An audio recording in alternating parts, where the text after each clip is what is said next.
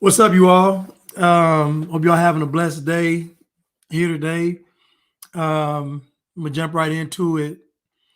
There was this case that I stumbled upon, and it was about a young girl named Breasia Terrell. She was reported missing. She was spending the night with her brother's father and his girlfriend, and she comes up missing. So there was a big thing involving this little girl coming up missing, and then obviously being found. I think 8 months later, she came up missing July 9th or 10th, 2020, and then she was recovered March 2021. But the case just touched me because it touched on so many topics. It truly did. But what I want to do is I want to start from the end and then go back. I want to say that bad behavior leads to bad decisions, and bad decisions leads to death. So when you're okay with bad behavior, you are entertaining the devil. And so I tell women this all the time, that you cannot be okay with bad behavior. Not being consistent is bad behavior. Putting things off is bad behavior. Purposefully doing things that you know will irritate somebody is bad. These are all bad behavior things, because these bad behaviors lead to a certain place. And so when we engage in bad behavior, we make bad decisions. And when we make bad decisions, it puts us closer to death. But this case really touched me. But I want to start off with the person that was accused, him speaking to the courts.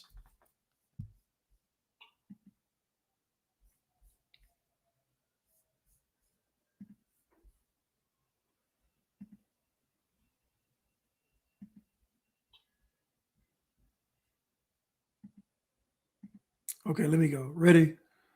Okay, let me get this real quick. Here we go.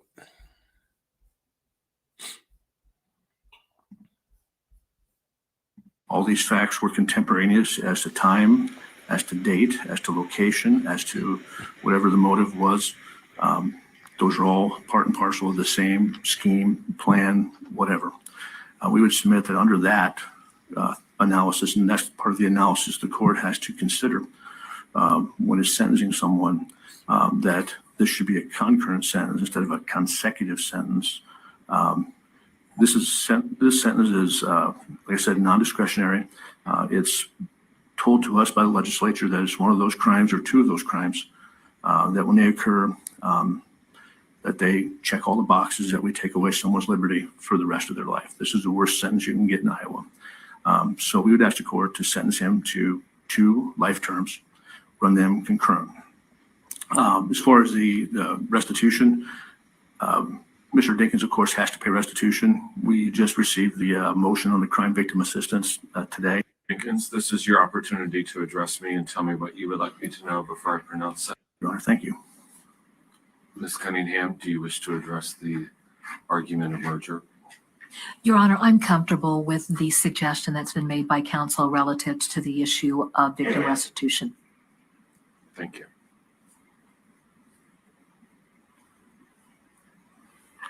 Mr. Dinkins, this is your opportunity to.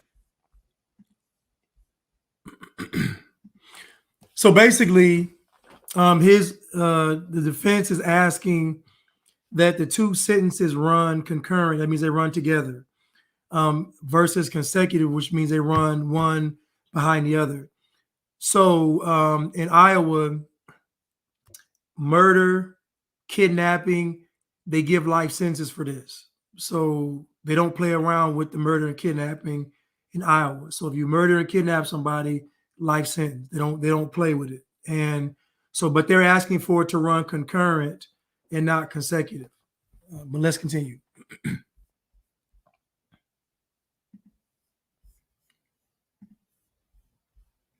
to address me and tell me what you would like me to know before I pronounce sentence in this case.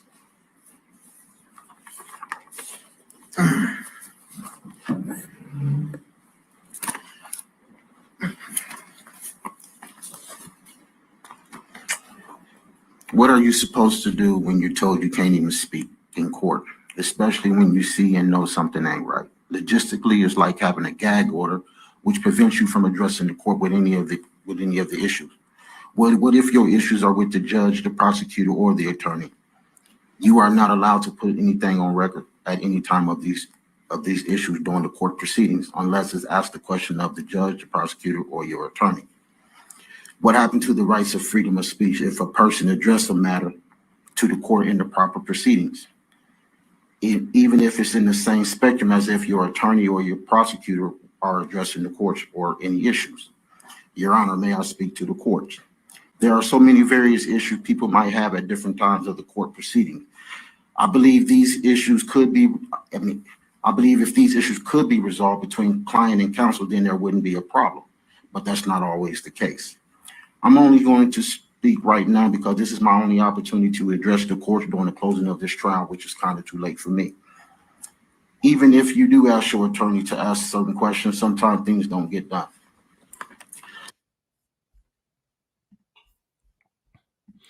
Now, I'm going to ask you all a question. What is he not doing? What is he not doing?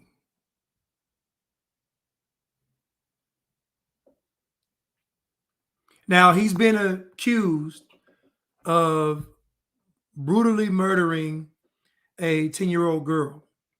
He's accused of shooting her twice in the chest and once in the face. So my question is, you've heard him speak so far. What is he not doing?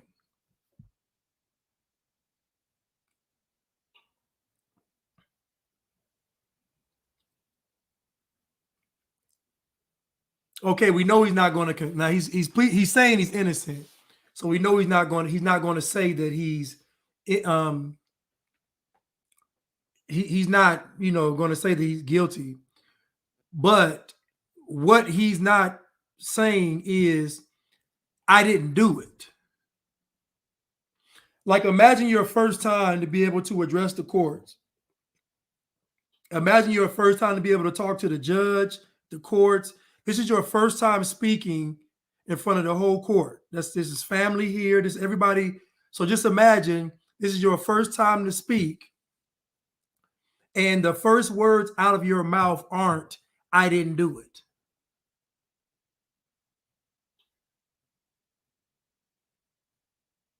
This case was huge. This case rocked Davenport, Iowa. They talk a lot about white people not caring about black people and all this stuff, but I watch this stuff all the time. And I see white people going through tireless efforts to find missing black children, to find missing black women, to solve murders, to solve crimes. And oftentimes they're hindered by the black community. The black community is keeping these folks from doing their job. And these folks put in countless amounts of hours and manpower to make sure this stuff gets solved. And you're not going to believe how wonderful the attorney is for the little girl. But the first thing out of his mouth should be, I didn't do it. If it was my first time about to speak, the first thing I'm going to say is I didn't do it. Because I'm being accused of being a person that sexually assaults children, and a person that kidnaps children, and a person that murders children. So if I'm being accused of those three things, the first thing I'm going to say is I didn't do it. But you notice he didn't say that. Let's continue.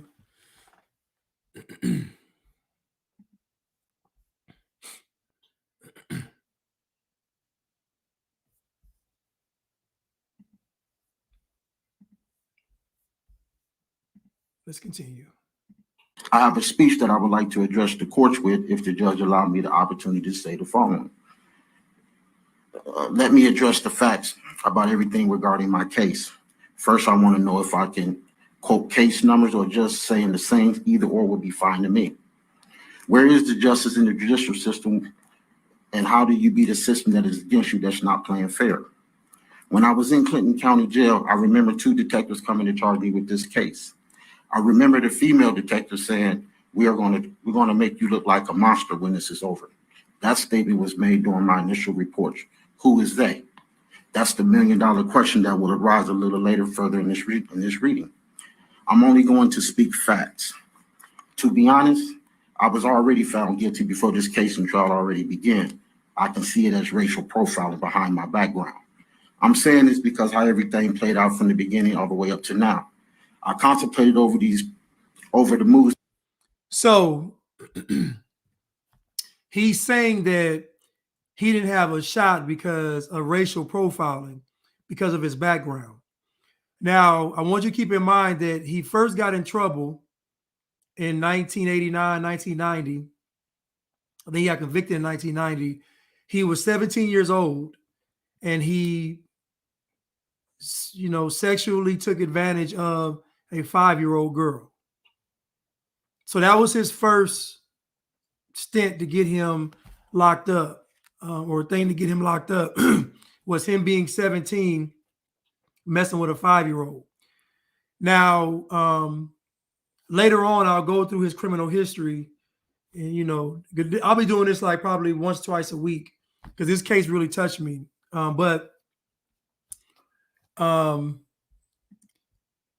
So his background he's talking about is the fact that he is a registered sex offender. But the problem is that there's been several times where he hasn't registered. And so there's been multiple violations of him not registering as a sex offender. And so that's what he's talking about right now. So he's saying that his past, he's being judged by his past. I am in agreement with a person's past being used, because most oftentimes than not, when people are criminals, their past comes back to haunt them because they don't stop doing their past. They don't. He didn't stop. He didn't rehabilitate his life and change. He kept doing crime. So again, the person's criminal record matters, because I guarantee more times than not that criminal record is an indicator of the behavior they've been doing. It just didn't get caught. But again, he's being accused of sexually assaulting a 10-year-old girl, kidnapping her, and shooting her 2 times in the chest and 1 time in the face.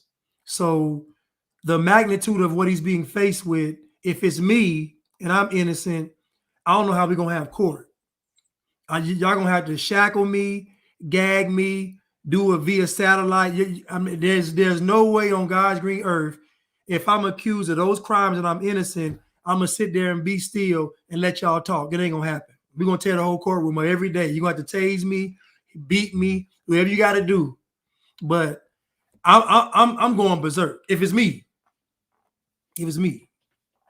But you'll find throughout this court case, he really showed no emotions. He only laughed and smirked a couple of times during, people talking and whatnot. But let's continue.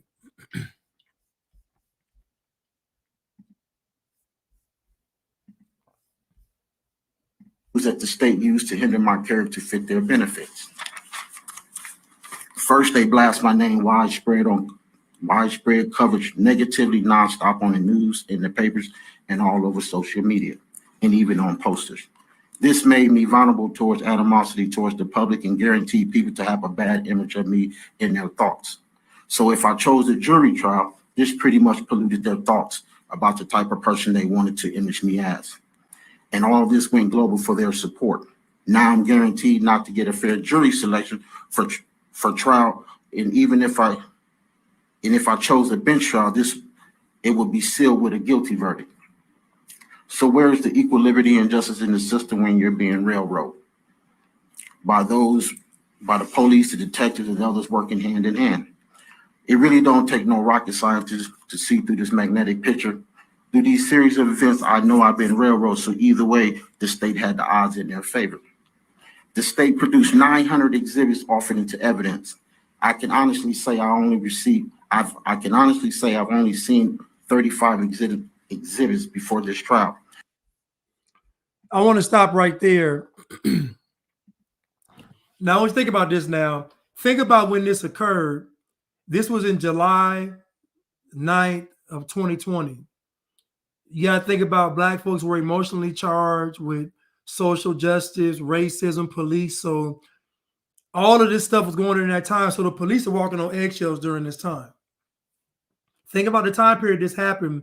The police were walking on eggshells during this time because of all of the propaganda and media sensationalism when it came to police brutality. It was just insane during that time. So that summer of all the protests and riots is when he did this.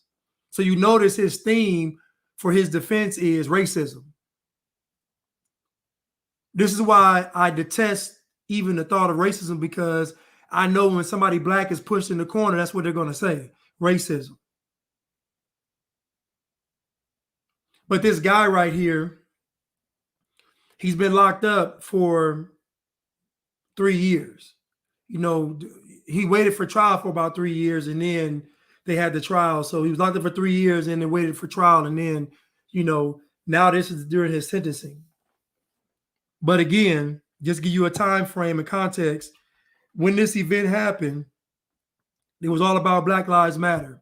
Now, I want you to pay attention that during the 2020, during the protests and rioting, during the Peter pandemic, homicide in the Black community skyrocketed. So I want you all to be aware of what's going on a spiritual level, that ironically, during a time where Black folks were saying their life mattered, Black folks were killing at an exponential rate. And this is one of the cases right here. But let's continue. And I want to say this too. Well, I'll wait. Let's continue.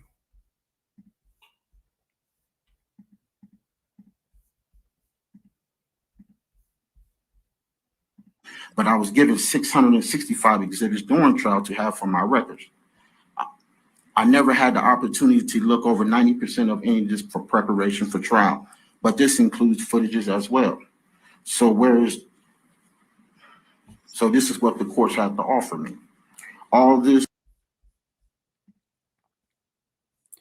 Now, I want you all to think about the prosecution having over 900 exhibits to present to the court, almost 1,000 exhibits to admit to court.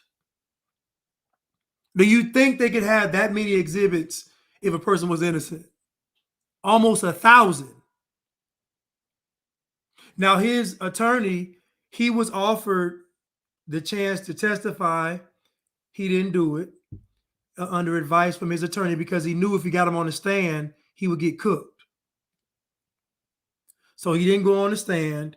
And then he also elected not to present any evidence. Now, if I'm innocent, not only am I getting on the stand, but I got a Santa Claus bag full of evidence. Santa Claus bag. I got family. I got four. If it's me, it's Santa Claus, the reindeers, Mrs. We bringing the whole North Pole to the courtroom. It's gonna be Christmas. Me. But he elected not to testify and not to present any evidence that would help him. Now, remember the guy that killed his ex-girlfriend's brother when they came to the house, the ex-NFL player? Remember him? What did he do? He took the stand. He said, I'm innocent. So what I'm saying is, and I always say this, guilty people act guilty. Guilty people act guilty. Let's continue.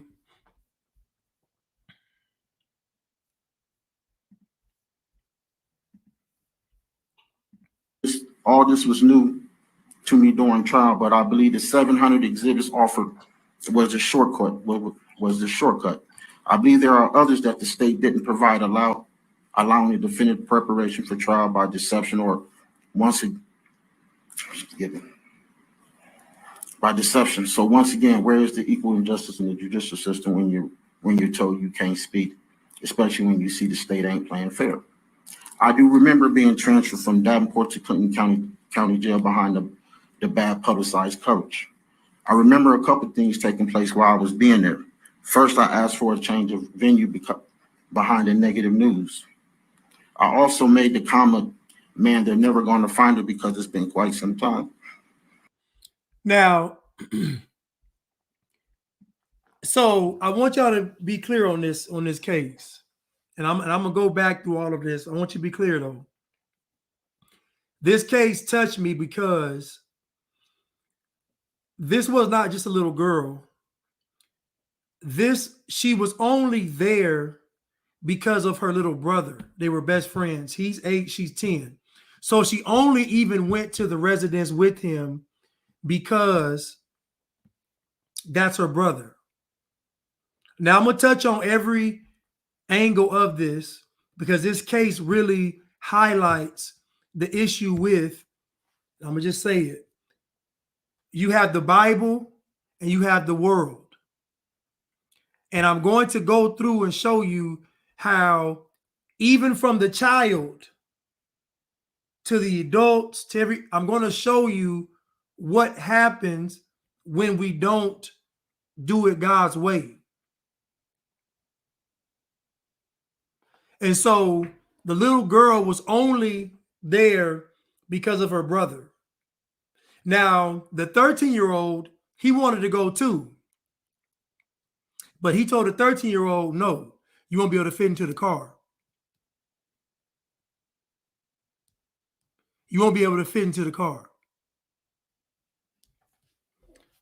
But let's continue. It is very tragic. It is.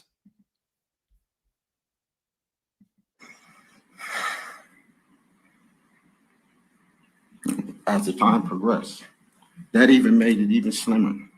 I also was going to represent myself because all the attorneys that the state was providing wasn't doing nothing in my case. So I just wasn't about to do nothing as well. So I at least was going to try to attempt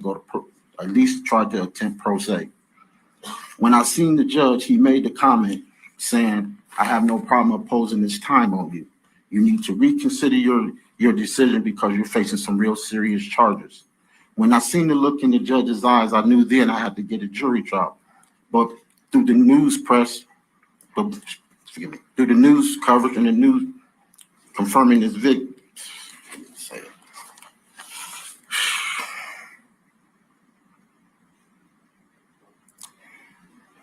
I know I had to get a jury trial, but through the news press coverage confirming this verdict with the high profile in this murder case.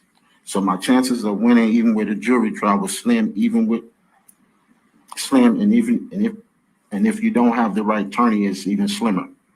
I was told by a buddy that if you have this case heard in any remote area where this is being televised, you would be found guilty, and this was by the state's own officials that uphold the laws. So once again, where's the equal liberty and justice for the system for all? This racism do run deep in the Iowa system for people of color, which I'm not only talking blacks. I know whites also have the same problem as well, but it's more common for the people for men of color. But the profile racism that I'm dealing with is behind my background. So pay attention to this. You're being accused of kidnapping and killing a 10-year-old girl. Of course, they're going to bring up your sex offender history. That's standard. Now, he actually expected that to not be brought up. Now, I want you to keep in mind now that that little girl and her brother had never been over there. That was the first time they had spent the night. The little boy was only going to his father's house because he asked his mother, could he spend time with his dad? So the mother has to call the father and tell him, listen, your son wants to spend time with you. And it happened that day.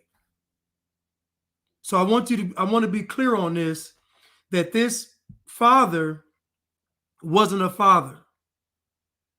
The child had to ask for the father to be a father in his life. So I look at it two ways. I say, well, on the first stage, I would say that if you're a parent and the father doesn't want to be in the child's life, it may be a blessing. I'm being honest.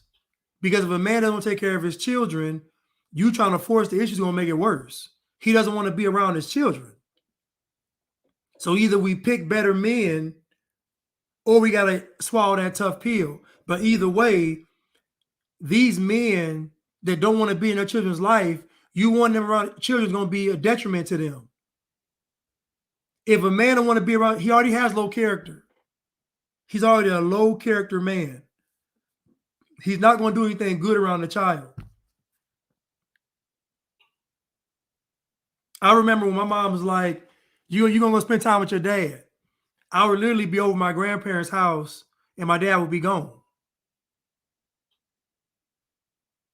We might ride around in his car going from riding around doing all kind of he just whipping, running through the city. There ain't no quality time. So to me, sometimes it's better off that the father stays away. I'm sorry. No, he was not the father of the little girl. He was not. When he met Aisha, the girl's mother, who was his baby mother, when he met her, that little girl had to have been young, maybe even a baby. So that means, I'm going to get into it. I don't want to jump ahead. I'm going to get into it, though. I'm going to get into it.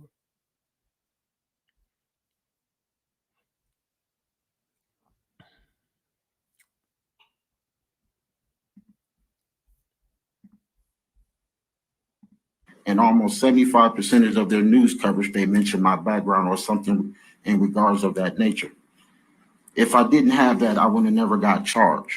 When I was in Marshall County, before this trial began, here they go again, sliding negative news coverage of my background a week or so before my jury selection was about to begin. I said something to my attorney, which all he said was, there's nothing we can do about that. I made my mind up that if they're not going to play fair and I can't get a fair jury selection, I should just take my case back to Davenport. Once I was transferred to Cedar Rapids County Jail, before my trial, the day of my trial, here they was again mentioning my name on the news again. Now keep in mind that this case rocked Davenport. They had everybody looking for his little girl. Everybody. Everybody was looking for his little girl. Everybody was looking for her.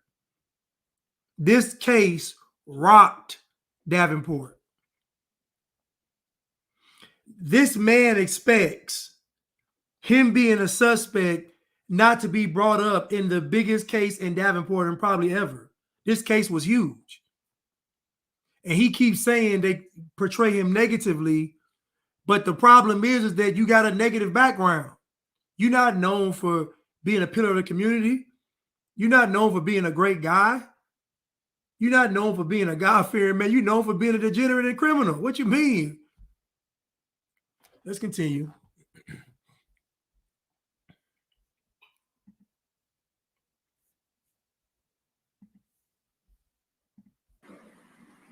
I really don't know a lot about the laws, but I know enough when I see a lot of my constitutional rights being violated. No, you know a lot about the laws. Stop. You know about the laws. Stop. From the beginning up to now. Through this racial profile, the state and others have shown ambiguous behaviors that sought constantly through these drawn lines. But what can you do when you're told you're not allowed to speak? I can only play with what's provided by the courts and the state's rules.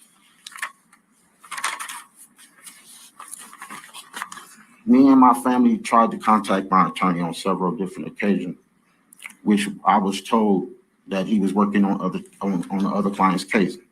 To you, Judge Latham, you handpicked my attorney. I went through 3 different attorneys, but the handpicked one was my last option. I'm not going to bash my counsel.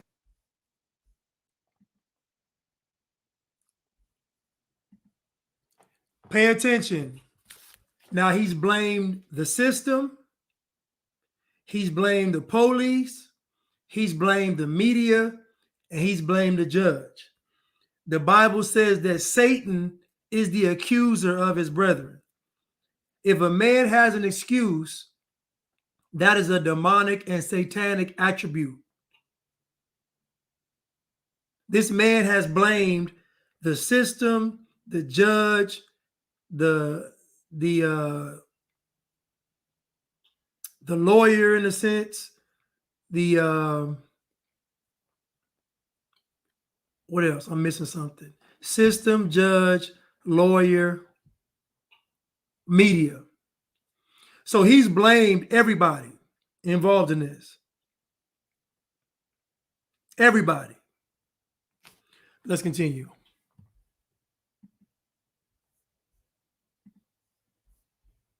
To be my counsel because I know he personally did more than the Davenport public pretenders. But I know he overlooked some things in my case. I'm not quite understanding how I wasn't given 665 exhibits or seen any footages before this trial. He did make me believe he was going to raise these issues, but I never seen nothing come forward. I've asked several times, but was told you have nothing to worry about. I was being bamboozled by the blind side while nothing was being introduced or brought to the surface. I really don't know if this would have made a difference because the judge was just looking for any reason to get this verdict. I can truly say after hearing the judge's remark and while I was in Clinton and in Cedar Rapids, the judge's demeanor spoke real clear to me of the courts, which made me realize that I never had a chance to win from the beginning. So once again, where is the justice in the judicial system when you see the judge in his own personal emotion, then you hear the judge say that everything made against you, he find credible, then tell you everything you said is a lie and untruthful, even when they know they lied. I do understand the power of the pen, especially when the power of authority is being abused behind watchful seers. I do wish situations were different, but the state has played dirty when they know they didn't have anything on me while I was their easiest target behind my background. I would have to say this is overwhelming, but I have to stay focused and grounded. I have more hurdles that I have to jump through, but I have to take things one step at a time. For those who believe this fight is over, guess what? Through my resilience, you will see me at the next checkpoint, God willing.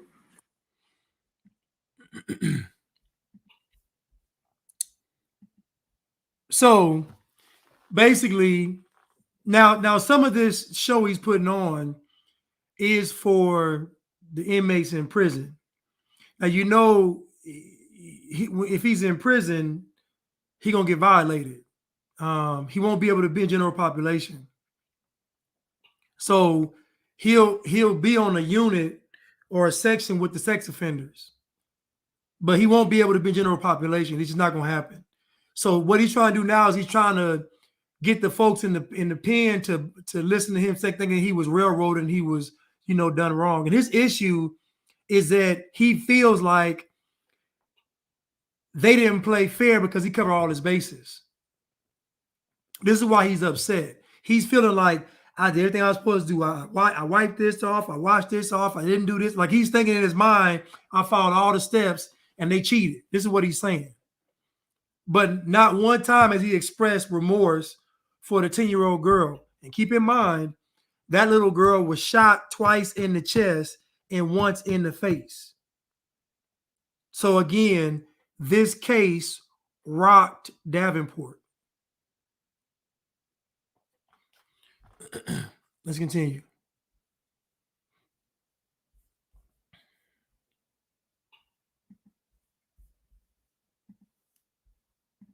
My main focus is getting back home, but where is home after all this? Where is home? But right now I have to stay focused on what's more important. I'm only able to play with what's provided by help from those who are watchful seers as well. I know the court has played unfair towards me. I played this scenario numerous times in my head trying to figure this out, but I keep coming up with the same answer. You never had a chance from the beginning. So I say this to you, Judge Layden. What if you wouldn't have never found me guilty and found me innocent? What would have been the outcome from their perspective? Everybody have to report to somebody, but God is the final ultimate judge.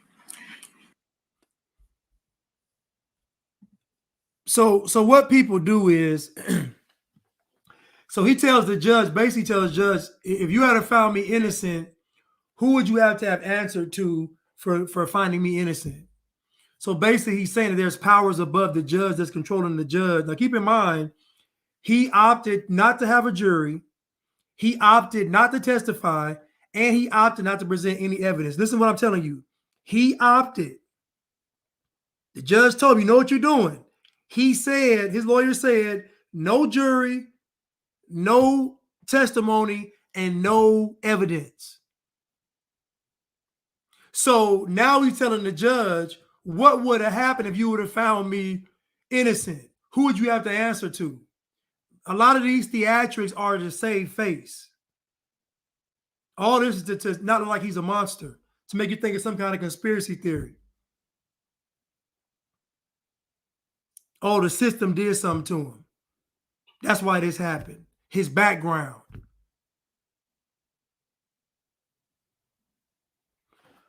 Let's continue.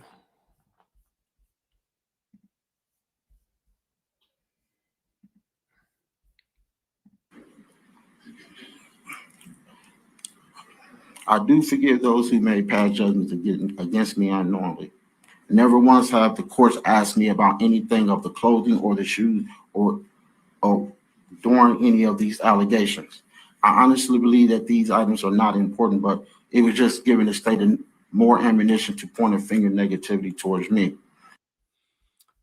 Now, he just said, why didn't the court ask him about the clothing and the shoes? But then he said that wasn't important. Again, when these folks get pushed in the corner, scratch that. When these folks start to get held accountable, now they want to go to God. Do you all realize that when y'all turn to God out of your decadence, it is blasphemous? God is not honoring that. Trust me. God is not honoring you all running to God once the world is whooping you. That ain't honorable. You didn't give God your young years. You gave God your years in your 50 when you was finished. Gut hanging over your stomach, over your shirt, your belt. You didn't give God your good years. You gave God your leftovers. Now that you locked up in prison, now it's about God. Nah. God gonna spit you out his mouth. It ain't honorable. If you're really talking to God and you're really believing in God this strongly, you would admit to what you did. If you truly believe in God, this whole testimony would have been about how sorry you were, how wrong you were. Not about the judge, the media, the system, the police, the courtroom, the lawyers. None of that. Your whole spiel would have been about how wrong I was for what I did. That's how I know God is present, because it's honor involved. It's truth involved. Nothing about Henry Dinkins says to me that he believes in God. Not the high cholesterol, not the potential for diabetes and gout, none of it. Not the poor reading skills, none of it. Let's continue.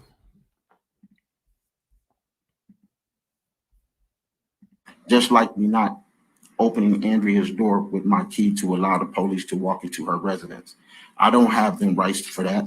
I don't pay no bills at her apartment to allow anyone access to her place. I didn't give no approval for her place for that. I didn't give no approval for a place that's not my place of authority to do. On the footage, I told him I checked, and he said, let's check. And then lied and said I told Andrea, and then he lied and said I said it was okay for him to go into Andrea's house.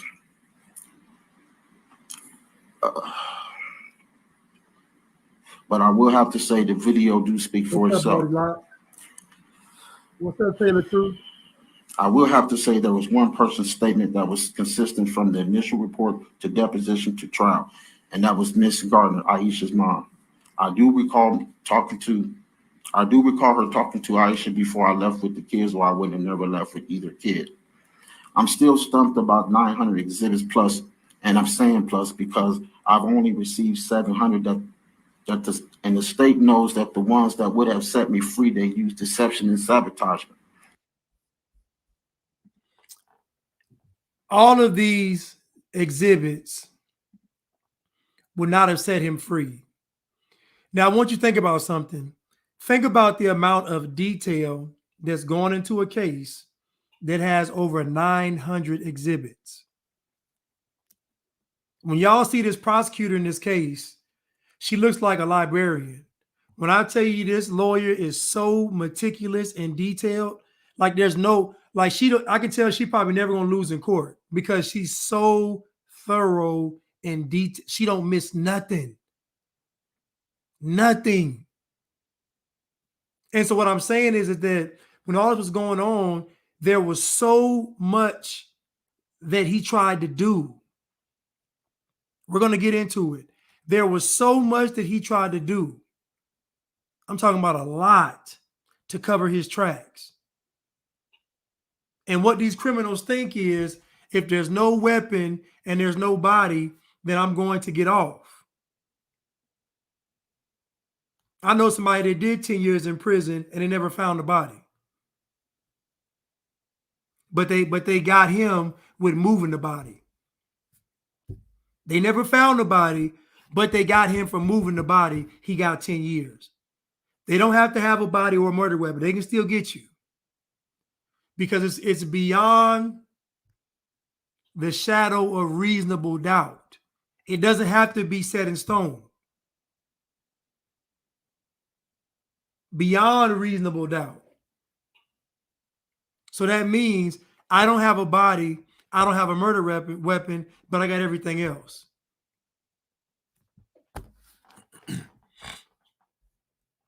Let's continue.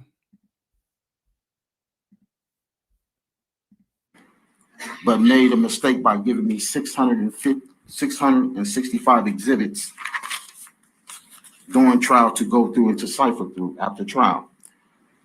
I know I was given 665 because I counted them, which I've already had 35 before this trial, and which gives me 700 in total, except for the ones I gave my attorney when the state moved them exhibits.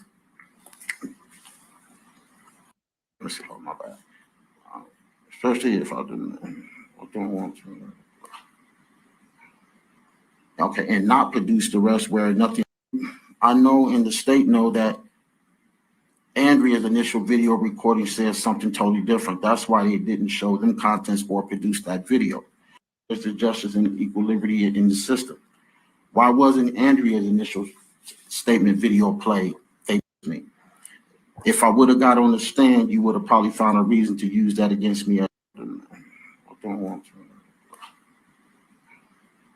Okay, and not produce the rest where nothing else is being presented but what I want the world to see. I know that they didn't give my attorney that information as well. I'm the one who said that I went to the quick shop, which was used against me. I'm the one who said that me and my son stopped by the mobile, which was used against me. If I would have got on the stand, you would have probably found a reason to use that against me as well. The only reason why you didn't use my son's statements saying he seen me kill his sister, it would have made every lie truthful. It would have made everybody lies untruthful, which you couldn't have that. So I say once again, where is the justice and equal liberty in the system? Why wasn't Andrea's initial statement video played? They played mine, they played Aisha's, they played DL. So now another problem is that when this supposed situation went down, he goes back to the apartment and picks his son up and takes his son to the crime scene.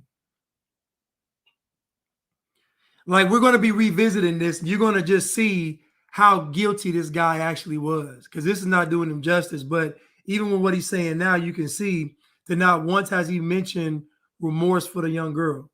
Not once. Not one time has he mentioned anything about Breasia. Somebody said classic narcissism, and it's true. It is. Let's continue. Else and they played Jerry.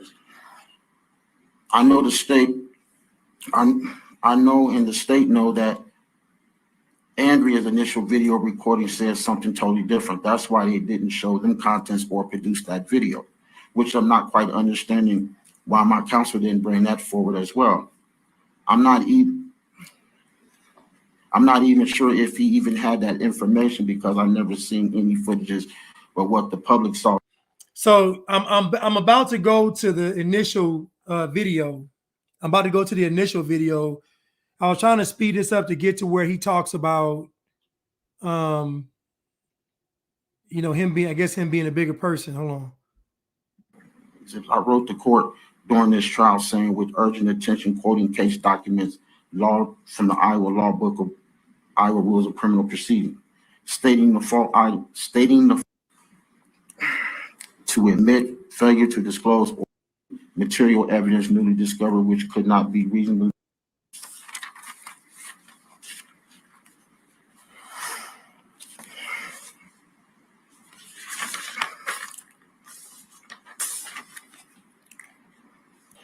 My dearest son, you know I love you with all my heart. I know everybody distorted your thoughts where you're trying to figure things out in your own head. I'm sorry that you had to deal with all this abuse from those who made you lie about all these stories. I know you remember me, you and Bree counting money on the mattress up to $2,000. I was so proud of you because you was a fast learner. I know you are mad because you believe I lost your sister, but guess what? Your dad ain't mad at you behind the lies. I love you more than the lies. I know one day you will tell the truth, but even if you don't, I'll still love you regardless. Miss Culberson. So that was him talking to his son. So basically, he tells his son, I know that you're lying on me because you think I lost your sister and you mad at me. So that's him talking to his son. Now keep in mind, he took his son to the scene of the crime. I want to tell you how crazy this is. He took his son to the scene of the crime. And I'm about to play next that initial body cam video where you're going to hear Andrea, what her initial sayings were.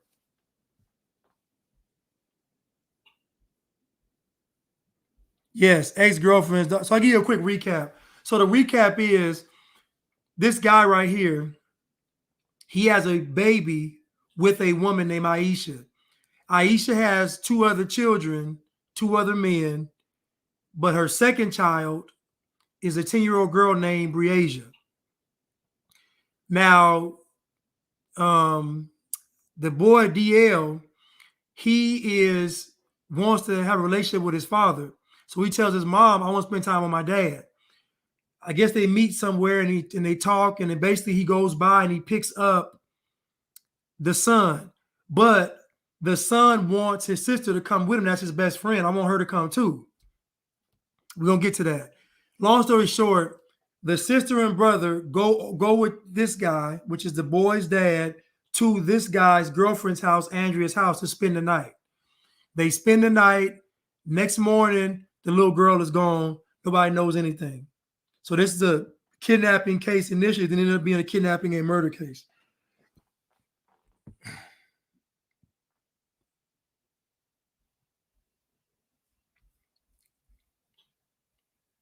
So let's continue. I also respect your initial report and your deposition, but somewhere along this course, your whole story changed like 360. I'm not sure what took place or what type of situation you might be in, but something made you spiral from out of the normal. You know, I never been violent towards you or showed any aggression. I've only been protective of you. That's why I was kind of surprised by the statements you made, which kind of had me thrown off the loop. Just please give my things to my family, and I'll leave it at that. So now he's accused. So now first he said his son lied, but I forgive you. Now he's saying that Andrea changed her story. Now we're gonna get into Andrea too. But so now he's blamed the courts, he's blamed the system, he's blamed the judge, he's blamed the media, he's blamed his son, and he's blamed his girlfriend. So we can already just put your mind here for a second. Who do you think he's gonna blame next?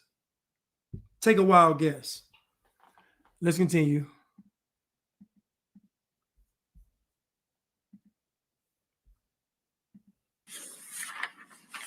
Aisha, you said something in your deposition that caught my attention. You said you wrote me 15 letters from the beginning of this case. Well, it's sad to say, but I believe I might have only got 2 letters that slipped through the crack that they didn't catch. They took them letters before I even had a chance to receive them. That was their intentions, to have you turn against me. That way it makes it easy for them to point a finger. I even gave this letter to my attorney. But the only time that I was able to contact you, and that's when I was in Clinton. I text you. I know you remember because you kept asking me, who is this? I never said who I was. I even text your mom number as well. I will have to say your initial and depositions are totally different from your trial, straight the opposite, which I know them people played a factor as well in that.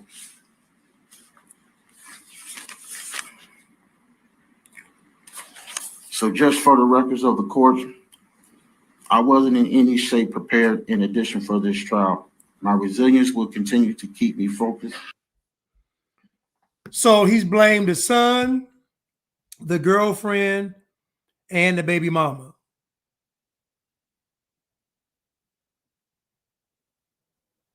All 3 of them. Now, what's ironic is that what the son says is very damning to his case. Because remember what I'm telling you, he took the son with him.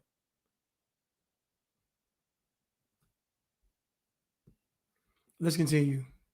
I want y'all to hear this last part, and then I'm just going to go to the body cam footage, initial. And peaceful during these hard moments. I do have determination that through these challenges, I believe in the very definition of faith. My faith ignites hope in my heart to overcome these trials and tribulations. Right now, I'm the underdog rising through these misfortunes. I have to stay strong through this predicament. My God taught me failure isn't final. Your fight is only over when you throw in the towel. What initiate champions? The Almighty. My endurance is built strong like never before. My joy is beyond any experience I ever imagined. I will overcome this. I am encouraged that a power far beyond my physical ability will appear and give me spiritual armor through this fight of lies with truth that will set me free.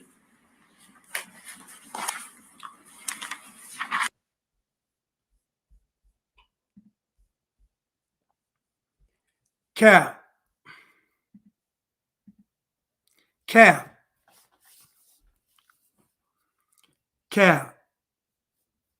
Now let me say this, right? This is what they concluded. And I'm gonna give my theory. They concluded that he sexually violated her and she said she was going to tell. Now, it's interesting that her grandmother said that she was a truth teller. Now, think about the term truth teller. A truth teller is different than a person that doesn't lie.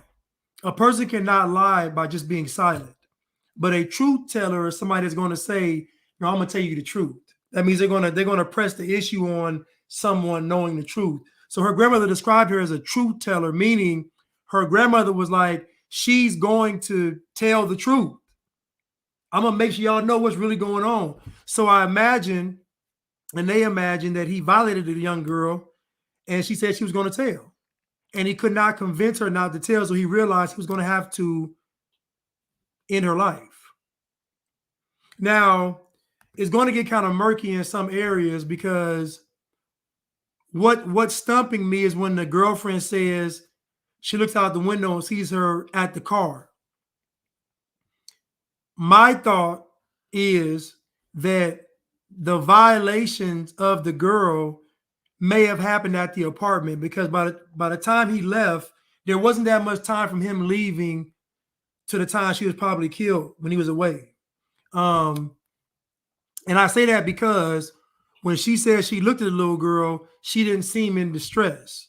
So in my mind, I think, why would she be out in front of that car, on the side of the car, waiting for him?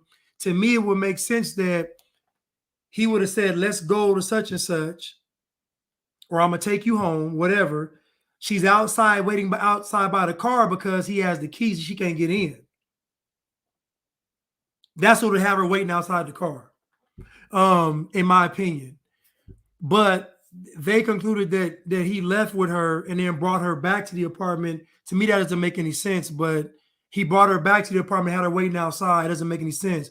But he went back in the house and got some clothes, her clothes, which to me alludes to the fact that he said, "I'm going to take you home," because she probably said, "I want to go see my mom. I want to go home."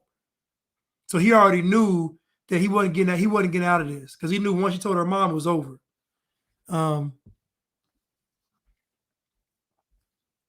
But let's continue. Let me go to the video of the body cam footage.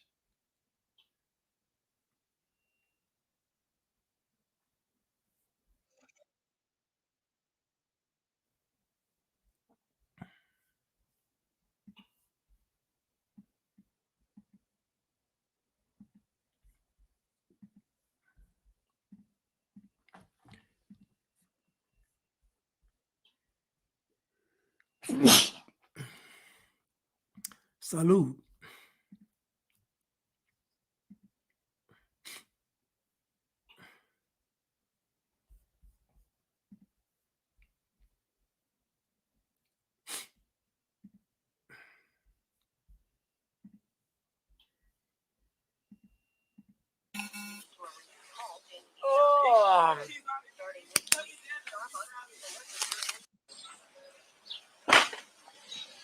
Your mom?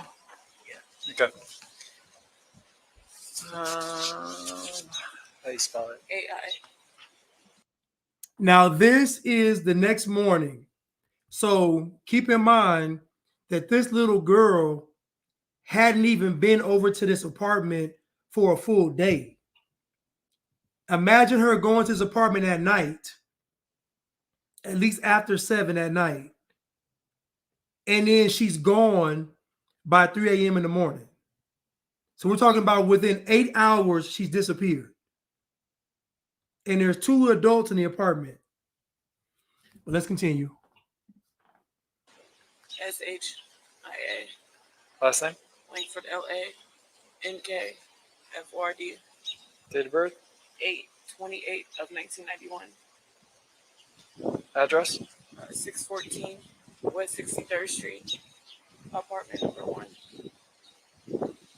Phone number? 563. Yep. 676. 4247. Now pay attention. Pay attention. Even though she's distressed and freaking out and stressed out, she's still able to answer his questions immediately and give accurate information. Even though she's distraught, she's able to answer all of his questions with accuracy, easily. And I know she's going through it right now, but just pay attention how she's able to answer these questions. She's the mother.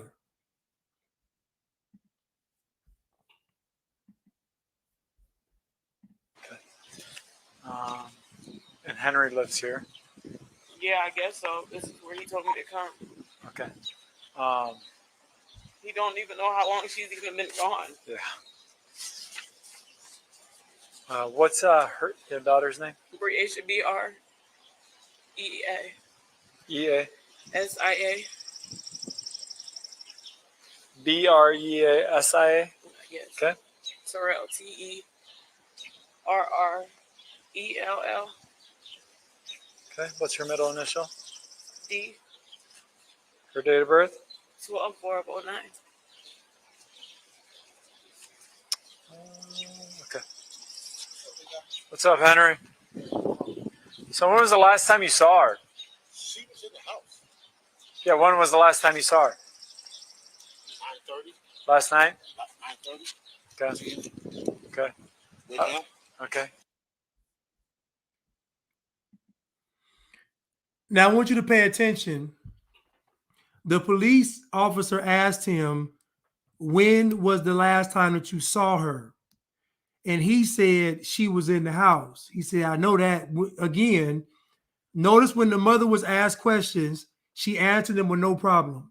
He already failed the first question. Guilty people act guilty. Let's continue.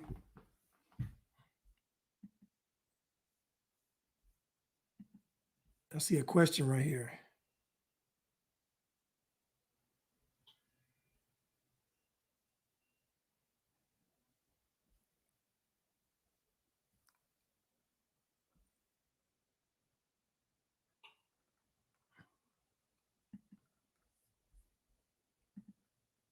When was the last time you saw her? She was in the bed when I woke up this morning. She was in the bed? Yeah. When you went to bed last night? Okay. Notice that right there was not authentic. I'm gonna play it again. Look at the body language. Just look at him. Look at big old Henry, and look at his son. Look. When was the last time you saw her? She was in the bed when I woke up this morning. She was in the bed? Yeah. When you went to bed last night? Okay. This is crazy, man. This is Yeah. like, you know what I'm saying? I know she fucking going fucking hysterical, big brother. Yeah. D-I-N. K-I-N-S.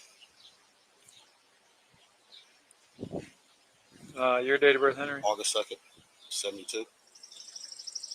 Is this your home address? No, What's your address? it's down by Boston Marina. I just. Yeah, I just know that. You don't know your I don't know the address? full address. Do you know your phone number? Hell no, I don't even know that either. I swear to God, I don't. Henry, you don't know where your daughter is. You don't know your address. And you don't know your phone number. No, for real. I'm finna What I just tell you all? I said when the mother, she is hysterical, going crazy, and she's able to answer all of the questions. No problem. He's asking date of birth, spelling of names, everything, and she's able to rattle it off like it's nothing, even though she's distraught. He just asked this man, where does he live? He said, I don't know the address. Okay, what's your phone number? I don't know my phone number. And the police officer says, you don't know your phone number? You don't know your address? You don't know where your daughter is? What's going on, Henry? Guilty people act guilty. Guilty people act guilty. When people are innocent, their demeanor is totally different. That's why I said no way I could have been in court being accused of abducting children, assaulting children, and murdering children. There's no way I could have sat in court through all that. Y'all would have had to bind me and gag me. I'm just being honest. There's no way. The fact that he was able to sit through court and listen to all that is very telling to where he is spiritually. He's giving way to the dark side.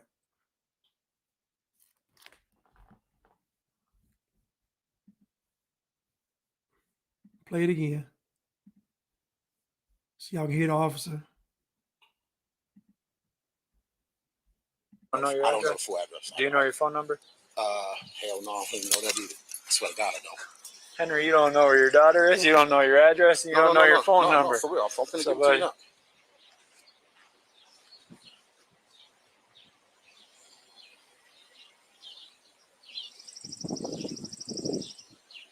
You think I'll be lying, but Well, no, it's just it's kind of. because I don't call myself. I know, but you got to know your number. You got to know your address. I don't. So this is your girlfriend's address here. This is good for it. Okay. Okay, here go my phone right here. Okay. What was she last wearing? Now, he said it's your girlfriend's address. He said it's just a friend. So we just started out. He answered the first question wrong. He doesn't know his phone number. He doesn't know his address. He just lost a little girl. And now he's lying about a relationship he has with Andrea, who's in the house, in the apartment. Let's continue. In the bed. What you have on, some shorts? What color? I don't remember. I mean, I'm not going to lie to you. I don't What's her height and weight, you think? She's a little taller than he is. Okay. She's a little taller than that. She's probably not like this. Okay. What's her hair look like? She had Brownie, dreads. Long. dreads. Yep. Long. Long and dreads hair? Yep. Like shoulder length or Down. middle of the back? Down here. Okay. Mid back, dreads. Right? Is that how we would Yes. label that? Yes. She had shorts on. Did she still have a white shirt on? She had she had the shirt that you gave her. The white shirt. All white? It's long. All white t-shirt. Yep.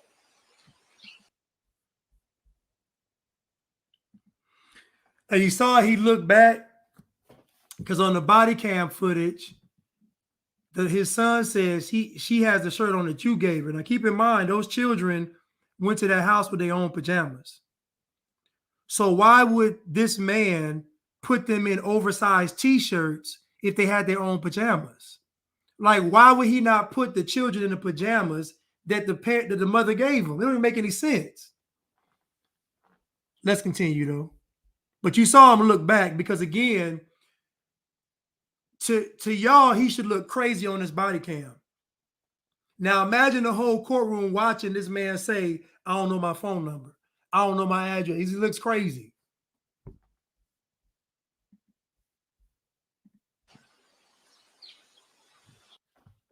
Freedom. Freedom is why I love to. Y'all finna get rich quick? Yeah, right. And you guys don't have alarms or anything on your doors if the door is open? No. Okay. You should get one. You should get one. And Talking about getting one. listen, I know this sounds dumb. I've lost my kids too. Right. Okay. Actually, mine just happened last week. And we went back in and we found them in the bedroom. No, we just searched. Okay. I'm going to ask you to who have you called? What doors have you knocked on? I don't know these people out here. Okay. You know what I'm saying? But I called her. Yep. You know what I'm saying? Okay. And she told me she was at work. Now, indulge me for a second, y'all. Indulge me. Imagine you lose somebody else's child. Imagine you lose an entire child. You wake up and the child is gone. The first thing you're going to do is you're going to look around the apartment. Is she in the bathroom? Is she under the bed? Is she in the closet? Where is this child? Then once you establish she's not in the apartment, now you're gonna go outside and ask, where is this little girl? So we can all agree that if the little girl is missing, the whole house gonna wake up. I'm cutting on lights. Get up, Andrea, get up, Deke. Everybody get up, Breasia's missing. It's a big deal. A whole child is missing. We going downstairs. I'm knocking on the neighbors' doors. I'm yelling. I'm screaming. Deasia, I'm calling her name. I'm looking for her. Where is she? I've seen people look for a dog harder than this man did. I've seen people when a dog goes missing, people go outside and ask, have you seen this little dog? Have you seen knocking on doors, calling the dog's name? I've seen people respond harder with a dog than he did with a little girl. That's why the police officer asked him, whose door did you knock on? This man said, I don't know anybody here. You lost a whole child. I'm knocking on everybody's door. I'm waking the whole neighborhood up.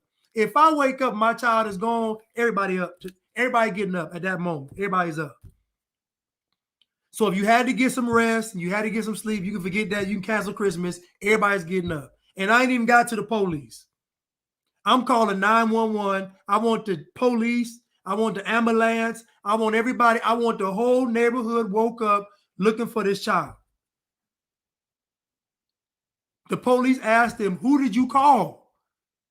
What door did you knock on? Think about this. A child is missing. I'd be going berserk.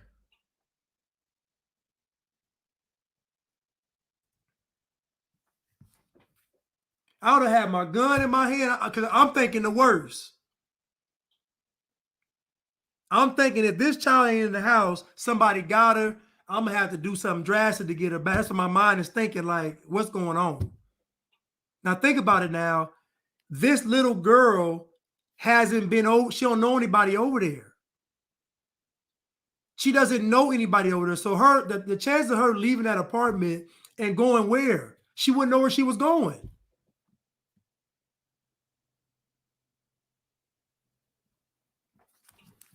So again, we got the man saying that the police officer asked him, what time did you last see her? He says she was in the apartment. Strike number one. What is your phone number? I don't know. Strike number two. What is your address? I don't know. Strike number three. Who did you call? I called her. Strike number four. What door did you knock on? Nobody's door. Strike number five.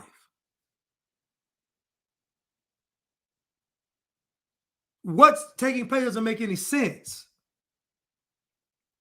Why would he assume that if that girl was in that bed, that she was out the apartment? It doesn't make any sense. You see, once you tell one lie, you got to keep on telling lies.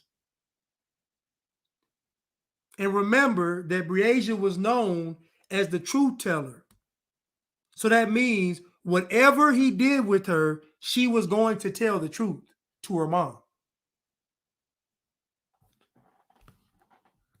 Let's continue.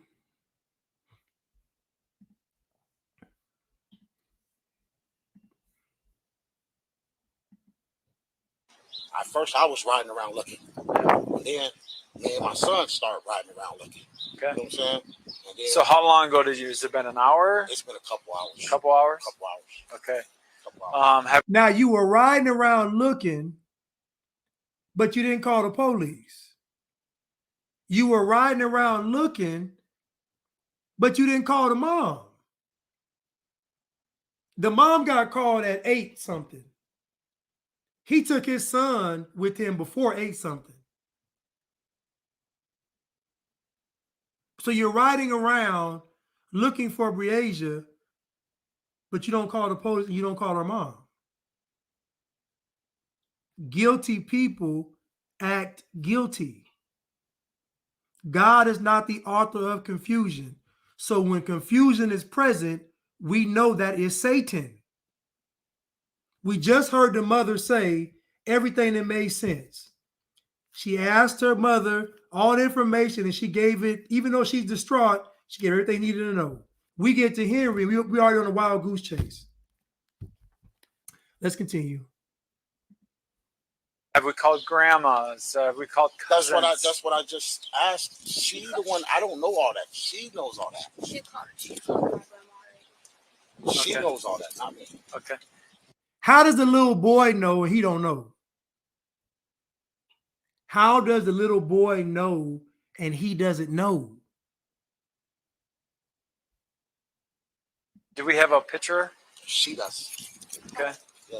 Yeah, she got the picture, bro. Who's the girl that lives here?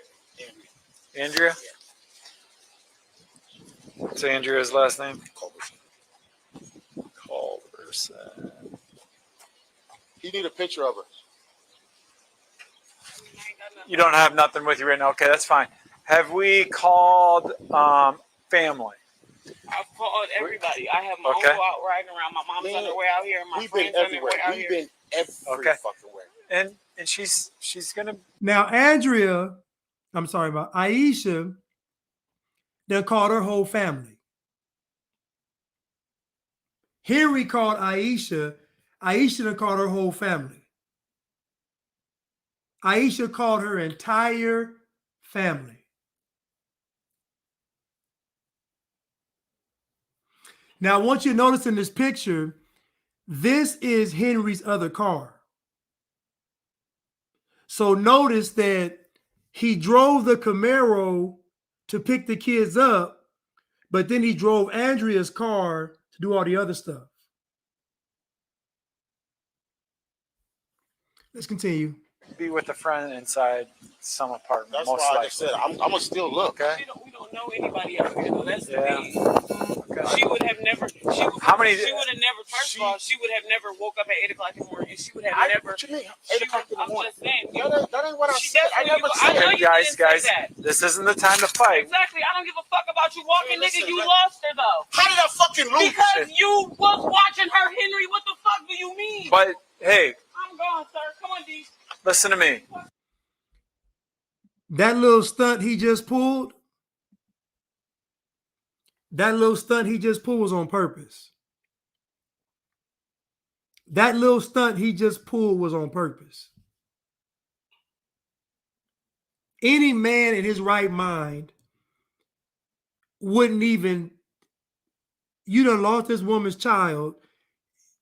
That was on purpose to get her upset like this. This is what he wanted to do so he can walk away and not talk. It's called diversionary tactic. I'm going to get her upset. We have a fake fight, then I'm going to walk away. She's upset for real. He's not. He don't want to talk to the police. He's not a very good liar. He's not very sharp mentally. He's not quick on his feet. You can just see the decadence oozing in his stomach. And he got a fat face too. So what I'm saying is he's not very savvy. So the more he talks, the crazier and dumb the stupider he's gonna sound. This is all distraction right here, but let's continue.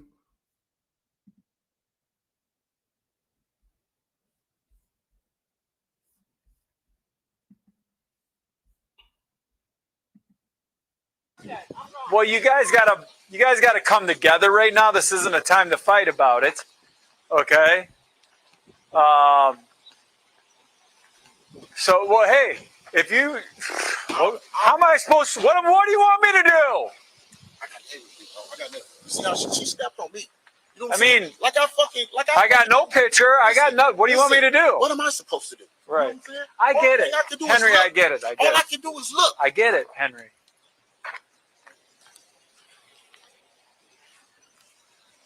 Henry, let's go inside the apartment one more time.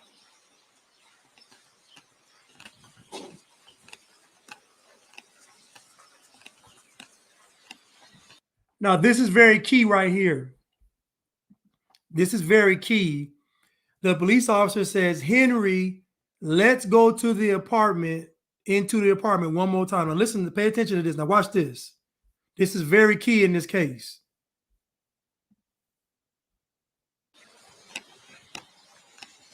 Look, this happens more often than you think.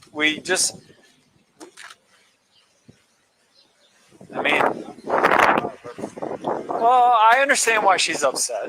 But when I'm trying to help, she can't run away from me. I don't want to deal with the issue. Yes. You got to keep a level head. Yeah. You know that. I learned that a long time ago. Fuck, man. 104 and 105. This man just think about this now. Think about this. This man just said you got to keep a level head, and you done lost this woman's daughter. Do you know how insane that is? Do you know that woman's child is missing, and she still got some sense about her? This man just said you got to keep a level head, and her whole child is gone, and she was in your care, in your custody.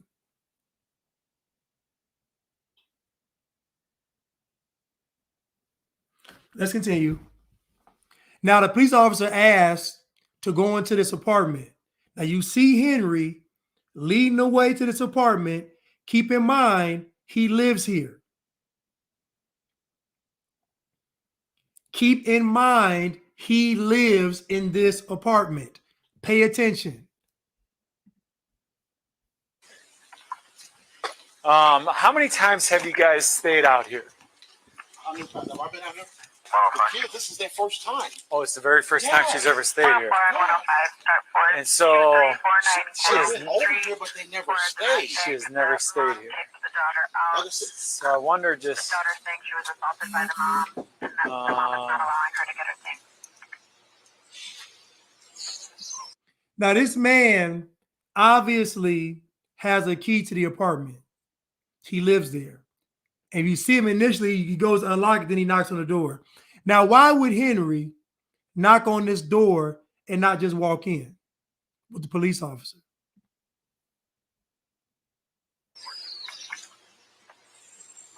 I mean, this is such a small. we get, She's not in our look.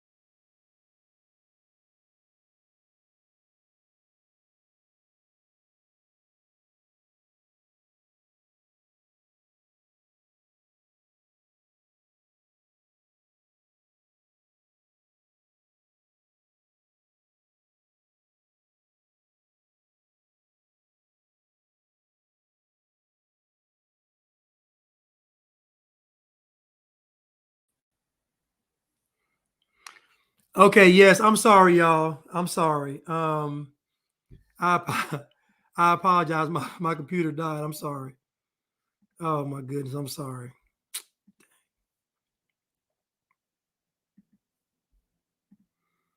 Y'all gotta forgive me. But yeah, YouTube might be frozen, but it's back on now. YouTube should be back on. I'll wait for y'all to come on. So it should be back on. I'll wait for y'all to try to come back in. If y'all are trying to come back in, you can go back on YouTube.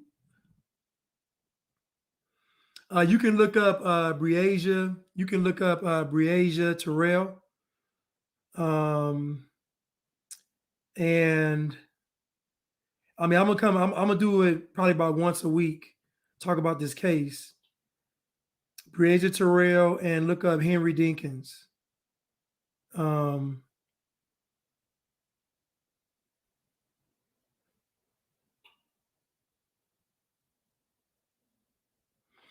Okay, we should be back on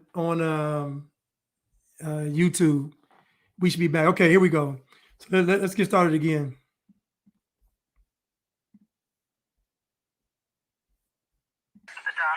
So I wonder just. Daughter saying she was assaulted by the mom, and that the mom is not allowing her to get her things.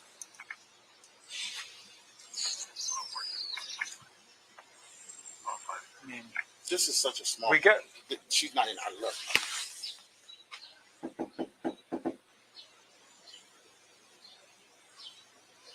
I'm fucking out. She gonna open the door, man. She's gonna open. What's her name? She's gonna open. Another failed question. He said, "What's her name?" He says she's going to open the door. Pay attention.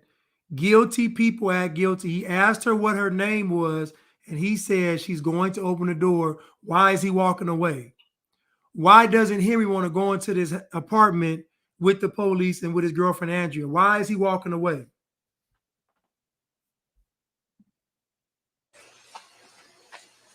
Hi there. Are you Andrea? Yeah. Okay, Andrea. What's your date of birth, Andrea?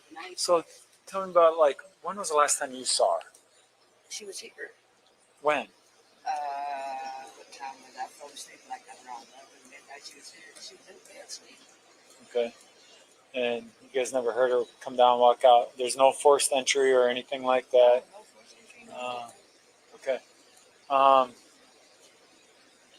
Do you mind if I just come in and take a quick look? I'm not concerned about anything else. I just want to come in because probably 50% of the time we still find them inside the place when this happens. And Well, I kind of do my place kind of break right now. what's that? My place is kind of in a break. Listen, I go in all sorts of places. I don't care how big. Is he aware of this? What's that? Is he aware of this? Yeah.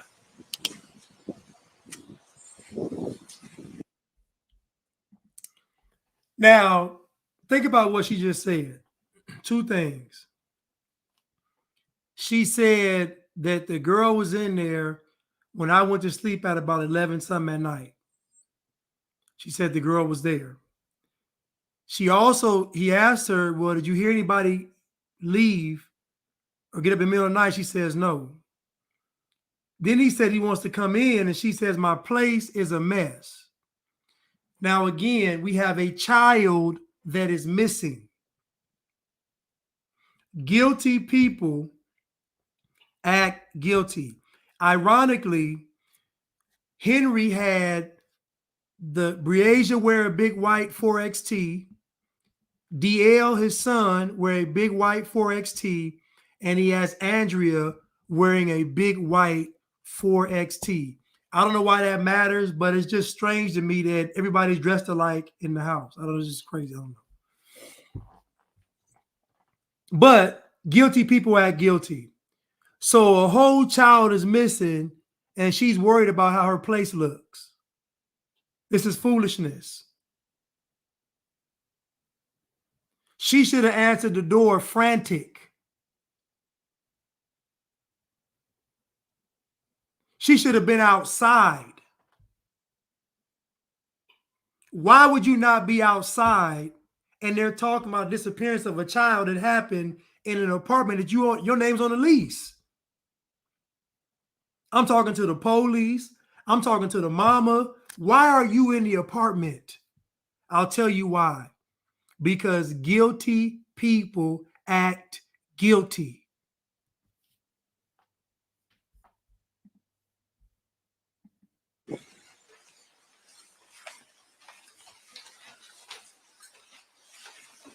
What's her name again?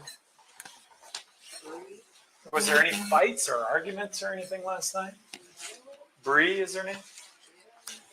Where was she sleeping at? Your bed? So where were you guys sleeping at last night? You guys slept out here? Oh.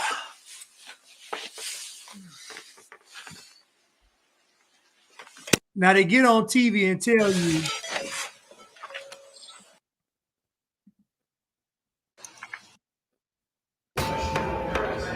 The people.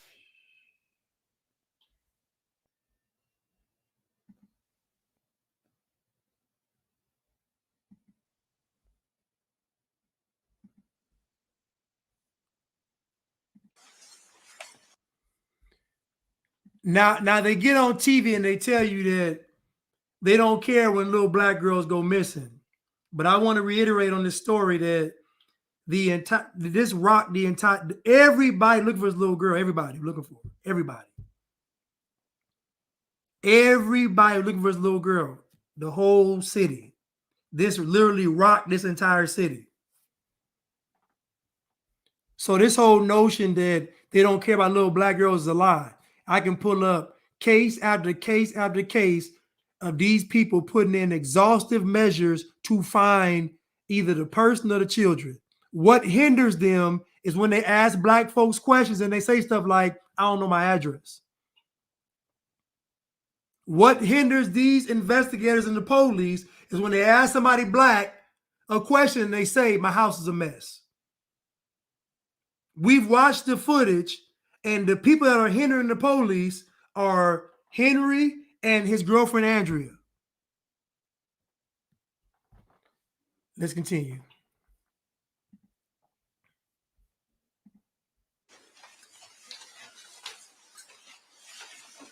What's her name again? Was there any fights or arguments or anything last night? Bree is her name? Where was she sleeping at? Your bed? So where were you guys sleeping at last night? You guys slept out here? Ain't nothing wrong with her apartment. She said it was a mess, right? There is nothing wrong with her apartment. Nothing. So she lied. So now we got her saying, is it okay if you ask him, could you come in? My place is a mess. She lied. Let's continue.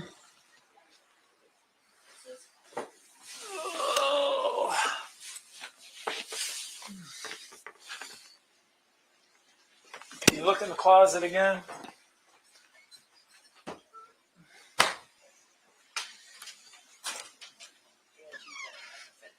Huh?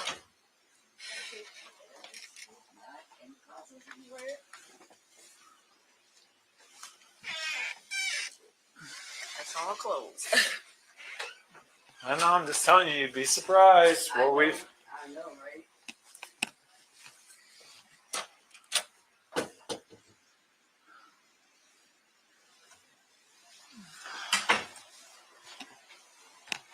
So she was sleeping in the bed with her brother? And you guys slept out here?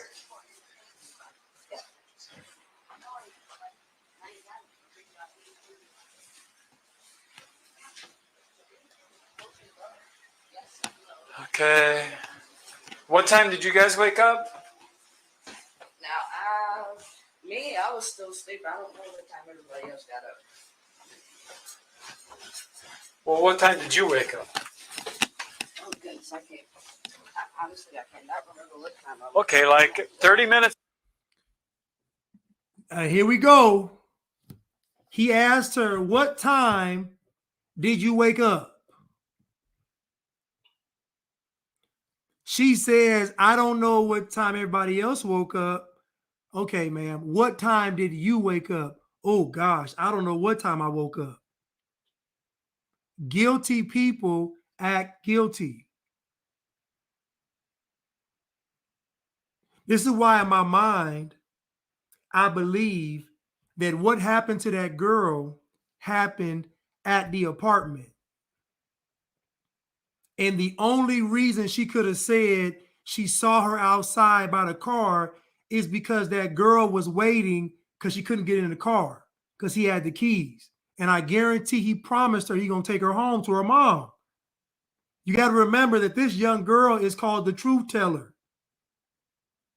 She ain't the quiet type. She's the truth teller. Let's continue. Ago, 2 hours ago? 2 hours ago? Okay. Now, keep in mind, she said that she woke up 2 hours ago. According to this camera, the time is it 14? That can't be the right time. It can't be. Because it should be 8. It should be 8 something in the morning. It should be 8 something in the morning. Let's continue.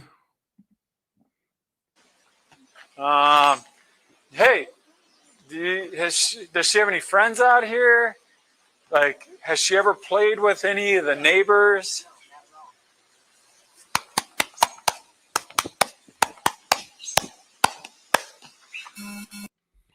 Why you think hold on. Why do you think he's hitting that pad like that?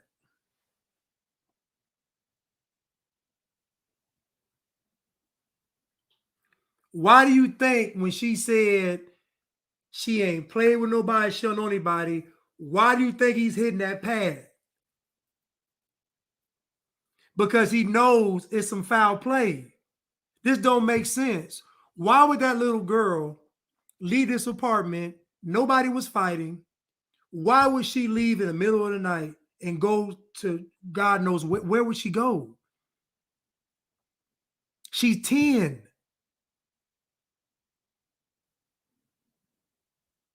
He knows something is wrong because it don't make any sense. Y'all don't know what time y'all woke up. Y'all don't know what your address is. You don't know your phone number. Guilty people act guilty.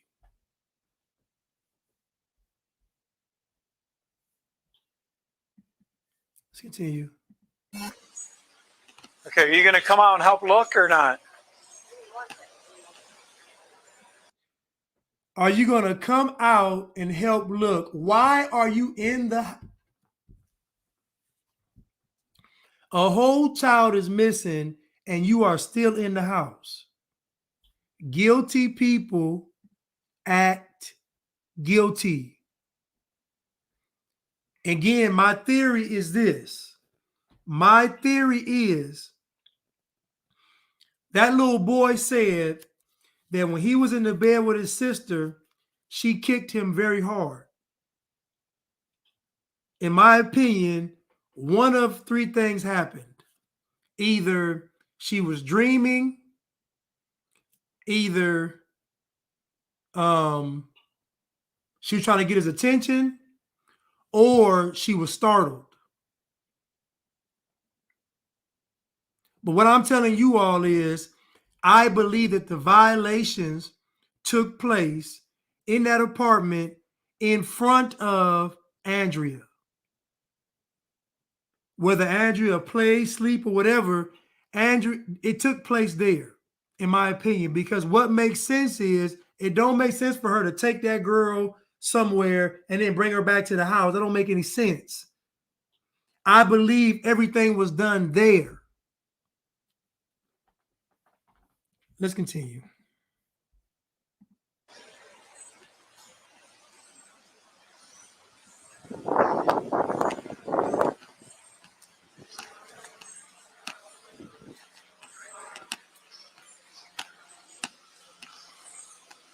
And now he's walking by to see, okay, if this girl left this apartment, where would she even go? Like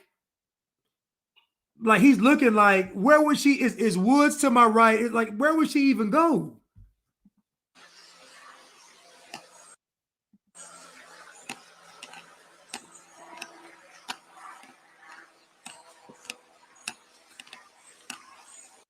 And he testified saying that nobody seemed concerned. He said that. He said for a child to be missing, nobody seemed concerned. People are a little bit too laxed when it comes to a 10-year-old baby being gone.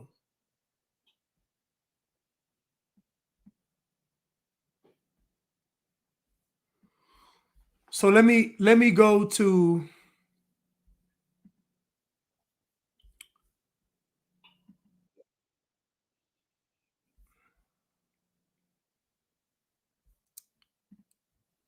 just give me 1 second. Let me go to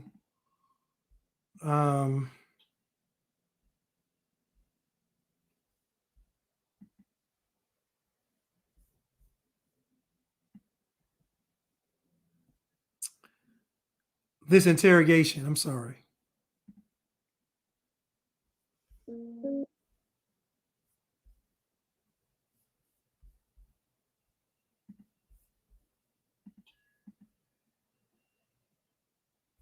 I'm sorry. Let me just get it because we almost done for the day. Got about 10 more minutes.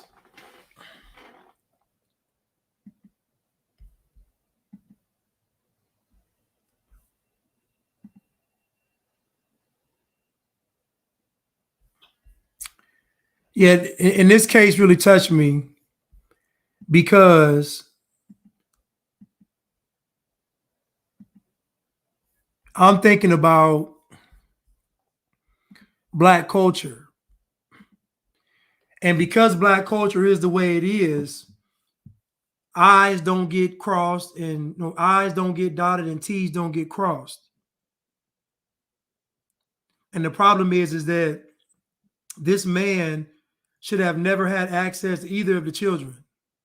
If he wanted to spend time with his son, he should have earned the right to do it, meaning you have supervised visitation with your son while I'm present. So I can see you interact with him and my daughter, and so I can see y'all all together, and then let me determine whether or not I want them to go somewhere with you. But you just being out here, I don't know what you doing. You saying, okay, I'll take him with me? No. I'm always leery of a person who doesn't want to be involved in a child's life and then goes from zero involvement to you can come spend the night. I'm sorry, I don't like it. I don't like it. But let's continue. So what we saw so far was we saw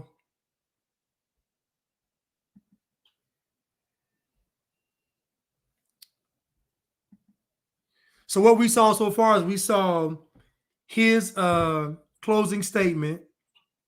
Keep in mind during this trial, he opted not to have a jury trial. He opted not to get on the stand, testify, and he opted not to have any evidence admitted. We also saw him blame everybody from the system to the baby mama.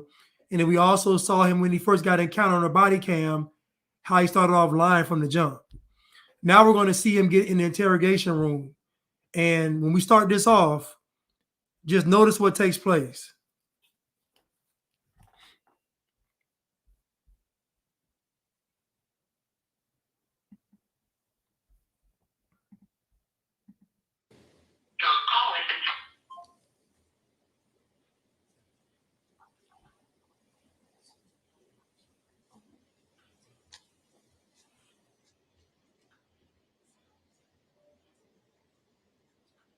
He's calling somebody now. He's calling.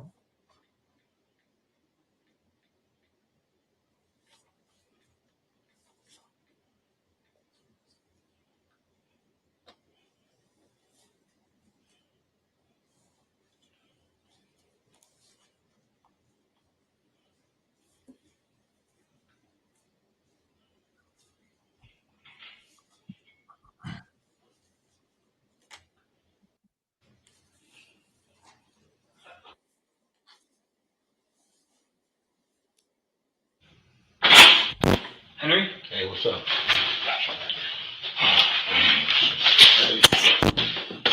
I'm glad you're able to make it down.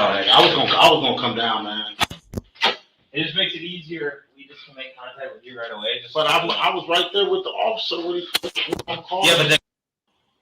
Hello? Okay, what's taking you so long to answer my phone call and text messages? Well, I didn't see your.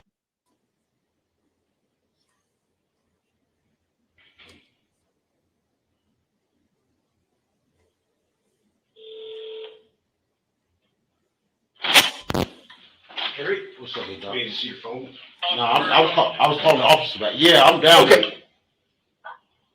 Hello? Okay, what's taking you so long to answer text messages. Well, I didn't see your phone call. I just answered it just now, did I? Okay, you're at the police station? Yes, sir. I'm right here right now. All right, do you have any info for us? What type of info? Like what? Like what? Tell them that, hey, So, dang, y'all can't even see that. My bad. Oh man, I'm sorry. I'm sorry, y'all. Hold on one second. Let me rewind. I'm sorry. Goodness, my bad, y'all.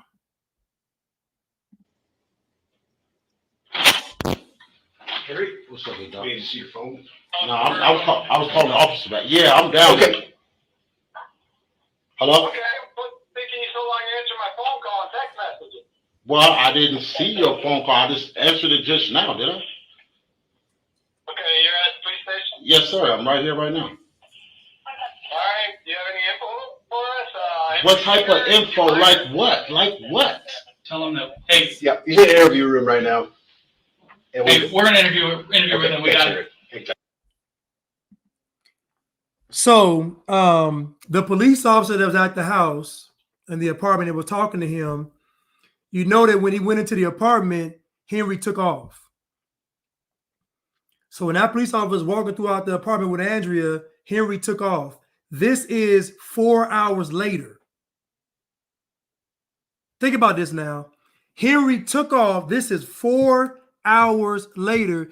This police officer been calling and texting him, and he ain't been answering. Him not answering his phone. This phone's gonna be a big thing in this case. It's so huge. But you notice that when he went in the apartment, Henry took off.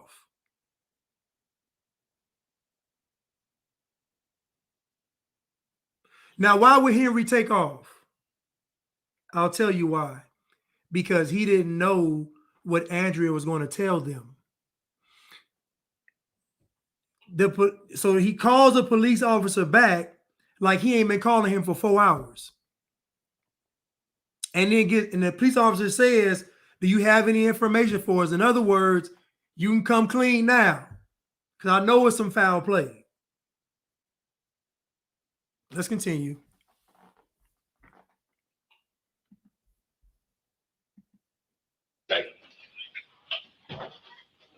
Your phone's gonna be sitting right here, okay? Okay.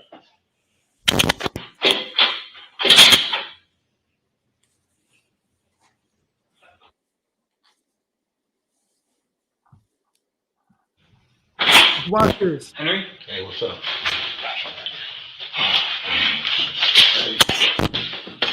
I'm glad you're able to make it down. I was gonna come down, man. It just makes it easier. We just can make contact with you right away. But I was right there with the officer when I called. Yeah, but then you left. Because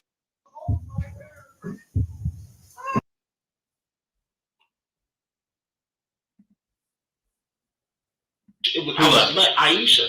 And it just makes it easier. We just can make contact with you right away. But I was right there with the officer when I called. Yeah, but then you left. Because she left and it was Aisha. And it made me mad because she was, basically blaming it all on me. But first let's just start with your my name. Yeah. Henry Dinkins. Henry. Yes, sir. And then can you spell your last name for me? Dinkins. I'm gonna quiet this so we don't have to get distracted here. Middle initial. E. Date of birth. August 2nd, 72. Good phone number for you. I don't know the number part. It's out there, but I don't Okay. And then the address is your address up there? No, or? no. I live in my mobile. And where's that? I don't know the address. I just know it's right there by Nestle Perinas. Right there. That's that. And what is it? It's a mobile home. Mobile home. Do y'all realize how crazy this man sounds? Do y'all realize how crazy this man sounds? You don't know your address. You don't know your phone number. You done been missing for 4 hours. Think about this now. You've been missing for 4 hours. And then you just pop up and nothing's wrong.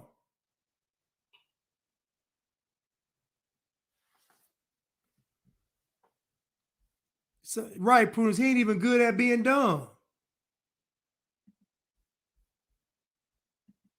Home, and is it on Schmidt Road? Yes, yes. And what does it look like? It's all white. It's got King Highway on it. King Highway? Yeah.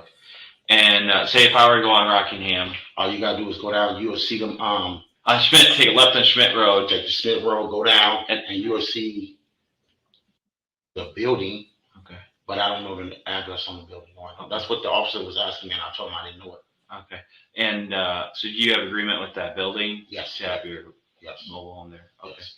All right. And where do you work at? I don't work right now. Okay. I was working at William Precision Steel, Okay. but I was waiting until after the corona stuff was over with. Okay. And you are currently dating. I mean, she's like a close friend, Okay. you know, but you know, we close, you know what I'm saying? How long you guys been friends for? A few years. A few years. Yes, sir. And what's her name? Andrea Culberson. And did you drive her car here, or I'm gonna leave that blank. what do you mean? Well, I mean, I get it. Yeah. I kind of get what you're going at, but is her car parked out front? No. No. Where's her Impala at? Her and Paula's with my homie right now, so Where at? they moving around in it. Who's moving around in it? My homies, Who's that? Lil Vince. What's his real name? Vince. Well, okay. Vince what? Harris. And they're riding around in it. Until I call him. Okay. And anyone else with Vince looking for it? No. Do you have a phone number for Vince? No, I don't. Okay. Just so I can confirm with him that's what's going on. You know what I mean? Yeah, but this is crazy, man. Okay. So let's start out with yesterday. Yesterday. Or Did y'all hear what this man just said? He asked this man where the car is. He said it's close.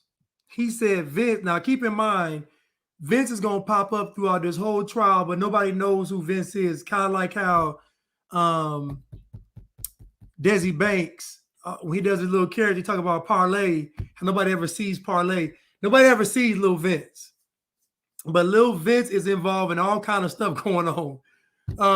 But he says that I'm going to leave that one blank. Now imagine they're asking you about a missing child that was last seen with you, and you respond with, I'm going to leave that blank.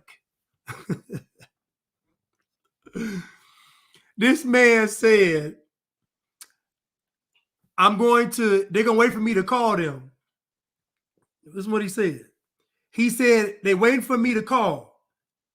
Okay, well, let me get Vince's phone number. Oh, I don't have his number. Well, how you going to call Vince? How you going to call Vince if you don't know his number? Guilty people act guilty. How are you going to call Lil Vince if you don't have his number? This cell phone in this case was so pivotal. It was so pivotal. Let me go. do you have the kids prior to that? Well, No, yesterday, Lil Dink wanted to come with me. Okay. So let's backtrack there. Lil Dink is Victorious. okay, and he is My son. your son, And and that's with Aisha. Aisha. And Victoria's last name is. I don't know what last name she got. Okay. How do you spell his first name? This man doesn't even know his son's last name.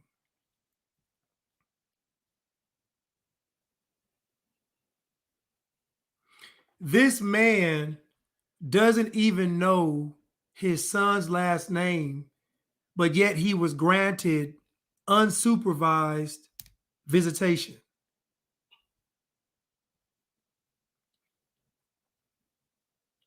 You see, Black culture says at all costs, make sure the father is involved in the child's life. I don't agree with that. If the father does not know the child's last name, he can't have unsupervised supervision with the child.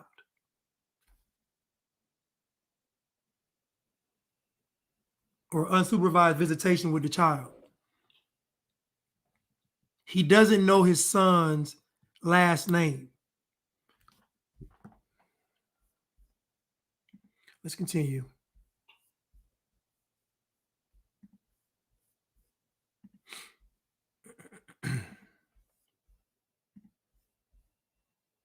Detorious. And then you It should have be Mosley. Yeah, I'm Detorious Mosley. Yes. And his mother is Aisha Langford. Aisha Langford. Okay. And then do you have any other biological? No, I raised Breasia. Since how old was she? My baby. Okay. And so you raised her with Aisha? Yes. How long were you and Aisha together for? Like 2 years. How do you raise a child with somebody and he asks you how long was y'all together and you say 2 years?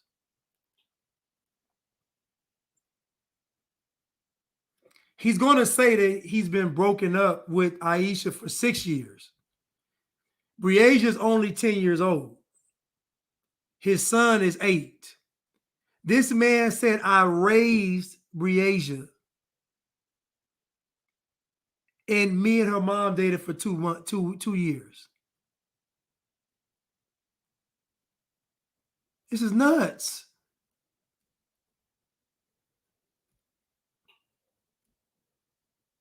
This is nuts.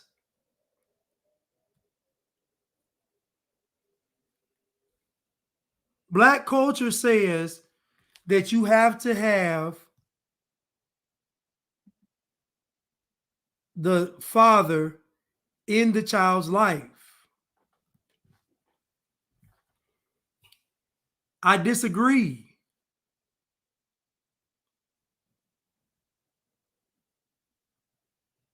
Imagine a father that has no interest in being the child's father. And then one day you track him down to tell him your son wants to spend time with you, and you say, okay, he can spend the night. It's not how that works. I'm sorry. That's not how that works. And then when you go pick the boy up, you take the girl too. Now keep it, now think about it now. He has a history of sexual abuse towards children. Notice that little girl, Breasia, is 10 years old, but notice the height that he said she was. She was almost looking him face to face. So the little girl was tall. She was 10 years old, but she was tall. So for someone that's attracted to minors, I gather she probably looked very appealing to him. She had hazel eyes, long locks, she had all the aesthetics that somebody like him would probably like. Because common sense would say, I would have called the mom and says, hey, Breasia wants to come with us. Can she come? Yes. Like I would have called his mom. He didn't call the mom. The grandma said she didn't want to bother the mom at work. So basically, Breasia left with him. He was supposed to say, no, you got to get your mom's permission. See, when I was growing up, my mother, she wouldn't let me go to nobody's house. My mom wouldn't let me go to nobody's house unless it was like they had to be friends. Like my mom is friends with their mom, and it got to be a tight bond. But ain't no just you come about the blue and spend the night. Oh no. Ain't no way. Ain't no way. So again, Black culture says that the father has to be in the child's life at all cost. This is a problem. If the father does not want to be in the child's life, he is saying that I forfeit the right to be in my child's life. I'm sorry. They can get mad all they want. I would not grant unsupervised visitation with a father that stated to me through his actions that he did not want to be in that child's life. I'm sorry. And the end result of all of this is a 10-year-old girl gets shot 2 times in the chest and once in the face. And is believed to have been sexually assaulted. We're going to get into it. And I believe it took place at the apartment. To me, what everybody skipped over was they skipped over Andrea being there when it took place.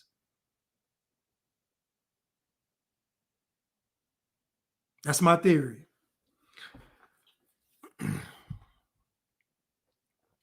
But listen, y'all.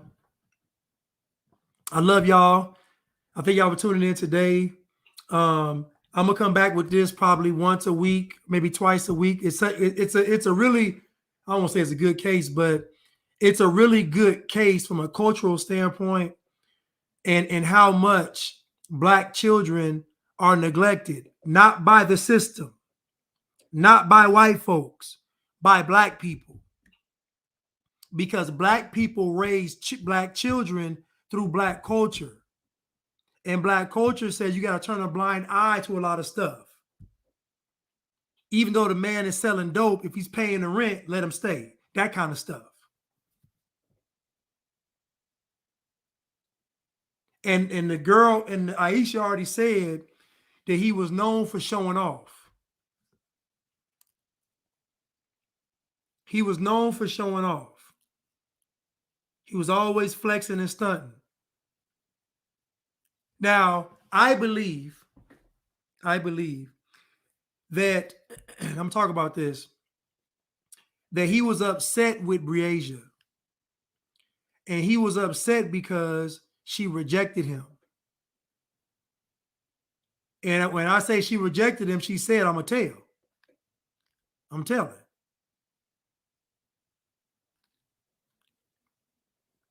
Now he knows, everybody knows the little girl tells the truth. So if she tells them that he touched her and that Andrea saw, this is why Andrea was trying to help too. Because I believe Andrea was involved. I don't think she was involved, but she knew what he was doing. She knew what was going on. And the little boy even testifies that when he was out in the living room playing the video game, he was mad because Breasia and the dad was in the bedroom. And they said, well, what was they doing? And the little boy paused for about 20 seconds. And he said they was playing the bouncing game. He said, well, was the door open? He said, yeah, the door was open. But they never elaborated on what was the bouncing game. What was the game where a child, like, what's the bouncing? Like, we know Henry is too big to jump on the bed. So we know that based on Henry's size, he wasn't bouncing. So the only one that was bouncing was Breasia. But what was she bouncing and doing? Now, to an 8-year-old child, what might look sexual might not look sexual because you can't even understand what's going on. I believe that girl was violated at that apartment, and Andrea knew it and saw it. And Andrea only got worried when he took the little girl away. That's what made her nervous.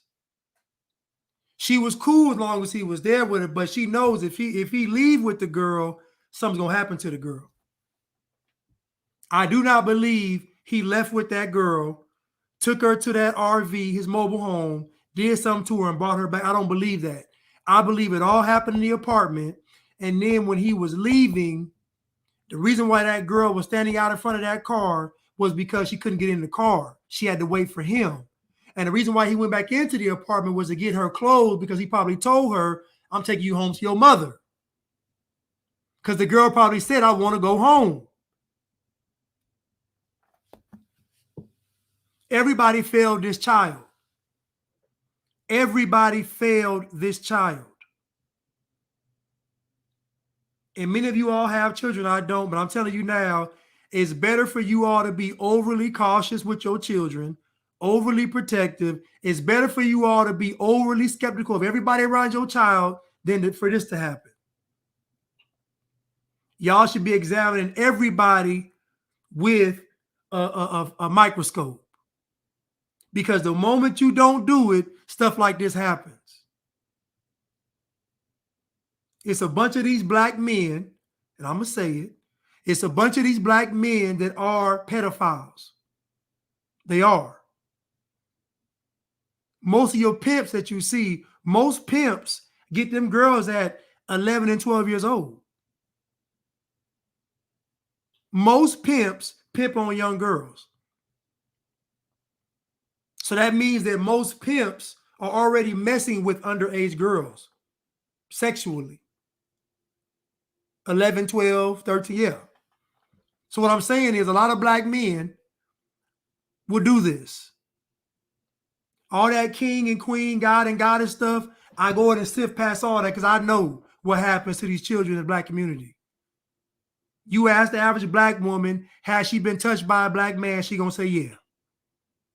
You ask the average black woman, have you been touched by a black man when you were a young girl? They're gonna say yes.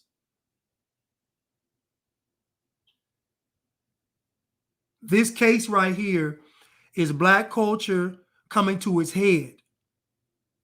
We got gun violence involved.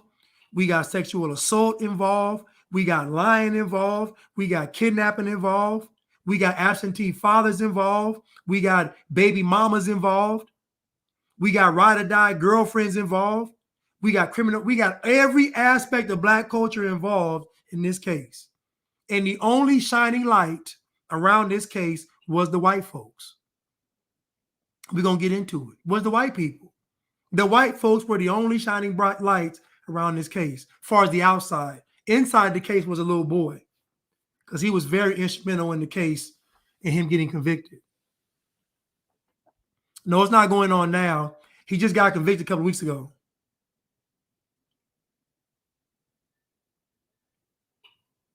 Well, it's possible he could have been violated too. It's possible. I'm not putting that past him either, though. But most of these violations in this black community are happening by black men.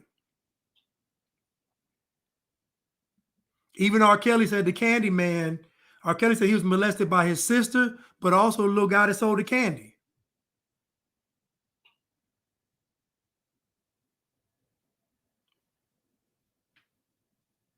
So it's better that you all be overly protective than not.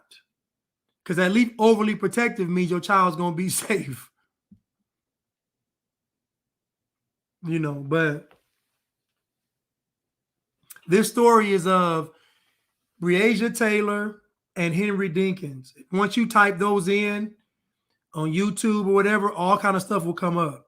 Again, this case rocked Davenport because of the brutal nature of the case. The little girl was basically, she was found 8 months later, but how she was murdered. And again, I know the fact that he shot her little girl in the chest twice and in the face, it lets me know that he was angry. And he was upset because she was going to tell on him. You know, when people are narcissists, they believe that it's the person's fault. The reason why he don't have any remorse for Breasia is because he believes that she made him kill her. This is why he don't have no remorse for her, because he believes it's her fault. Had she just let him do what he wanted to do and not say nothing, everything would have been okay. This is why he don't have no remorse for Breasia. This is why in court, in his last statements, he don't mention Breasia. The whole case is about Breasia. He doesn't mention her.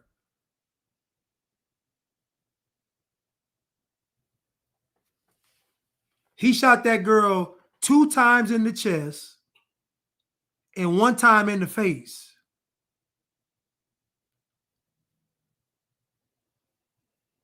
So I want you to think about how he felt about her. You know, most folks do the mercy killing where they at least how you turn your head, shoot you in the back of the head, execute you. Blindfold, tell you to walk 10 paces and then do something. That ain't what he did.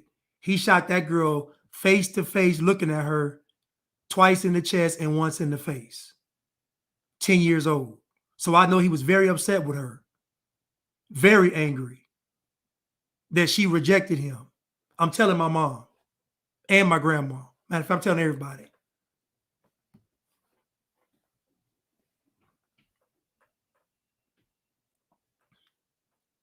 So again, this case really touched me because I know that when it comes to these children, we are their only advocates.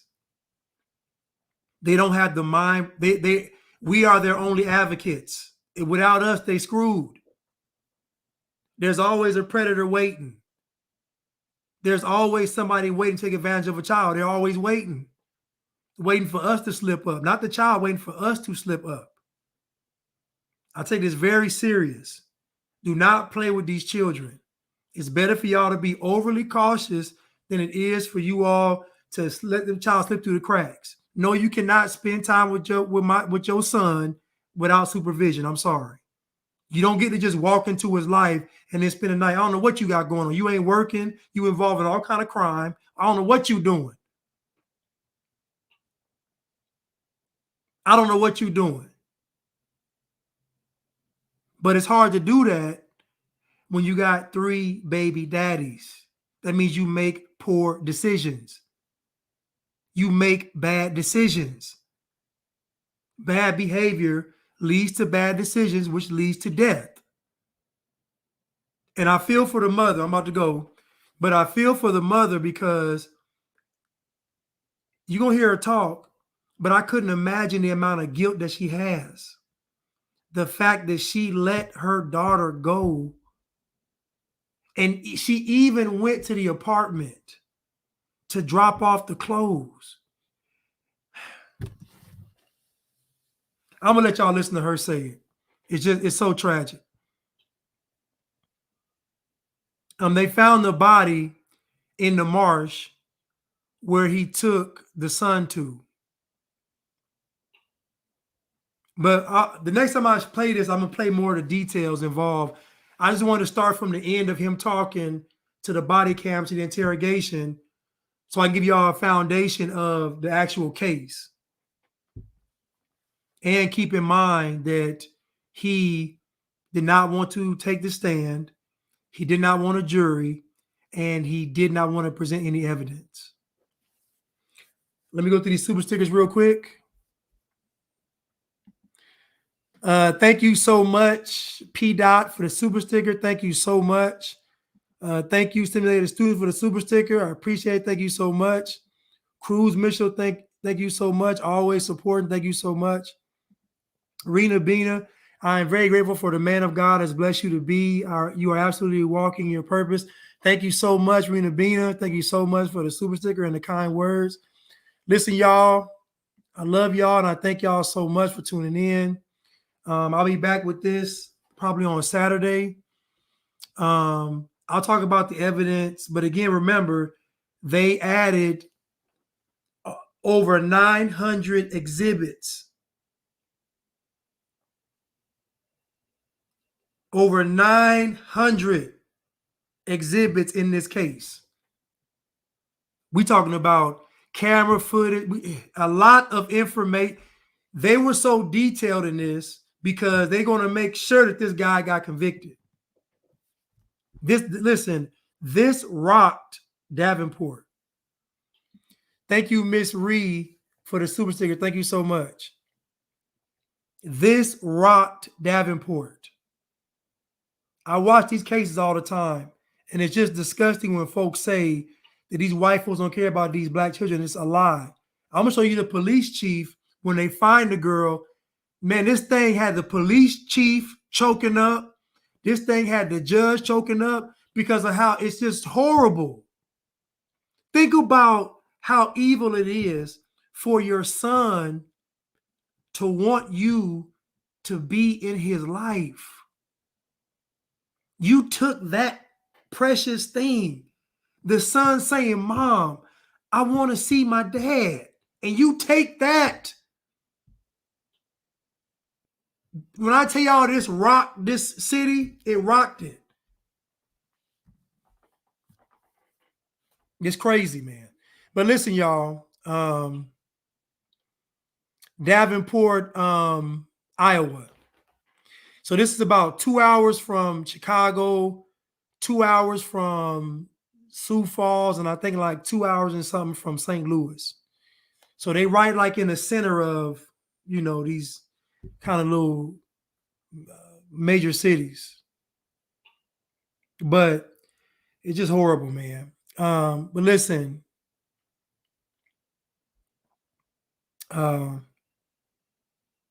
right, Jordy. He did say, please remember, he said, raised her as past tense during the interrogation. He shouldn't be referring to a missing child in the past tense. He's guilty. Get 100% correct. He is. He is. But listen, I love y'all. Thank y'all so much. And I will see you all again on Wednesday. I love y'all. Thank y'all so much.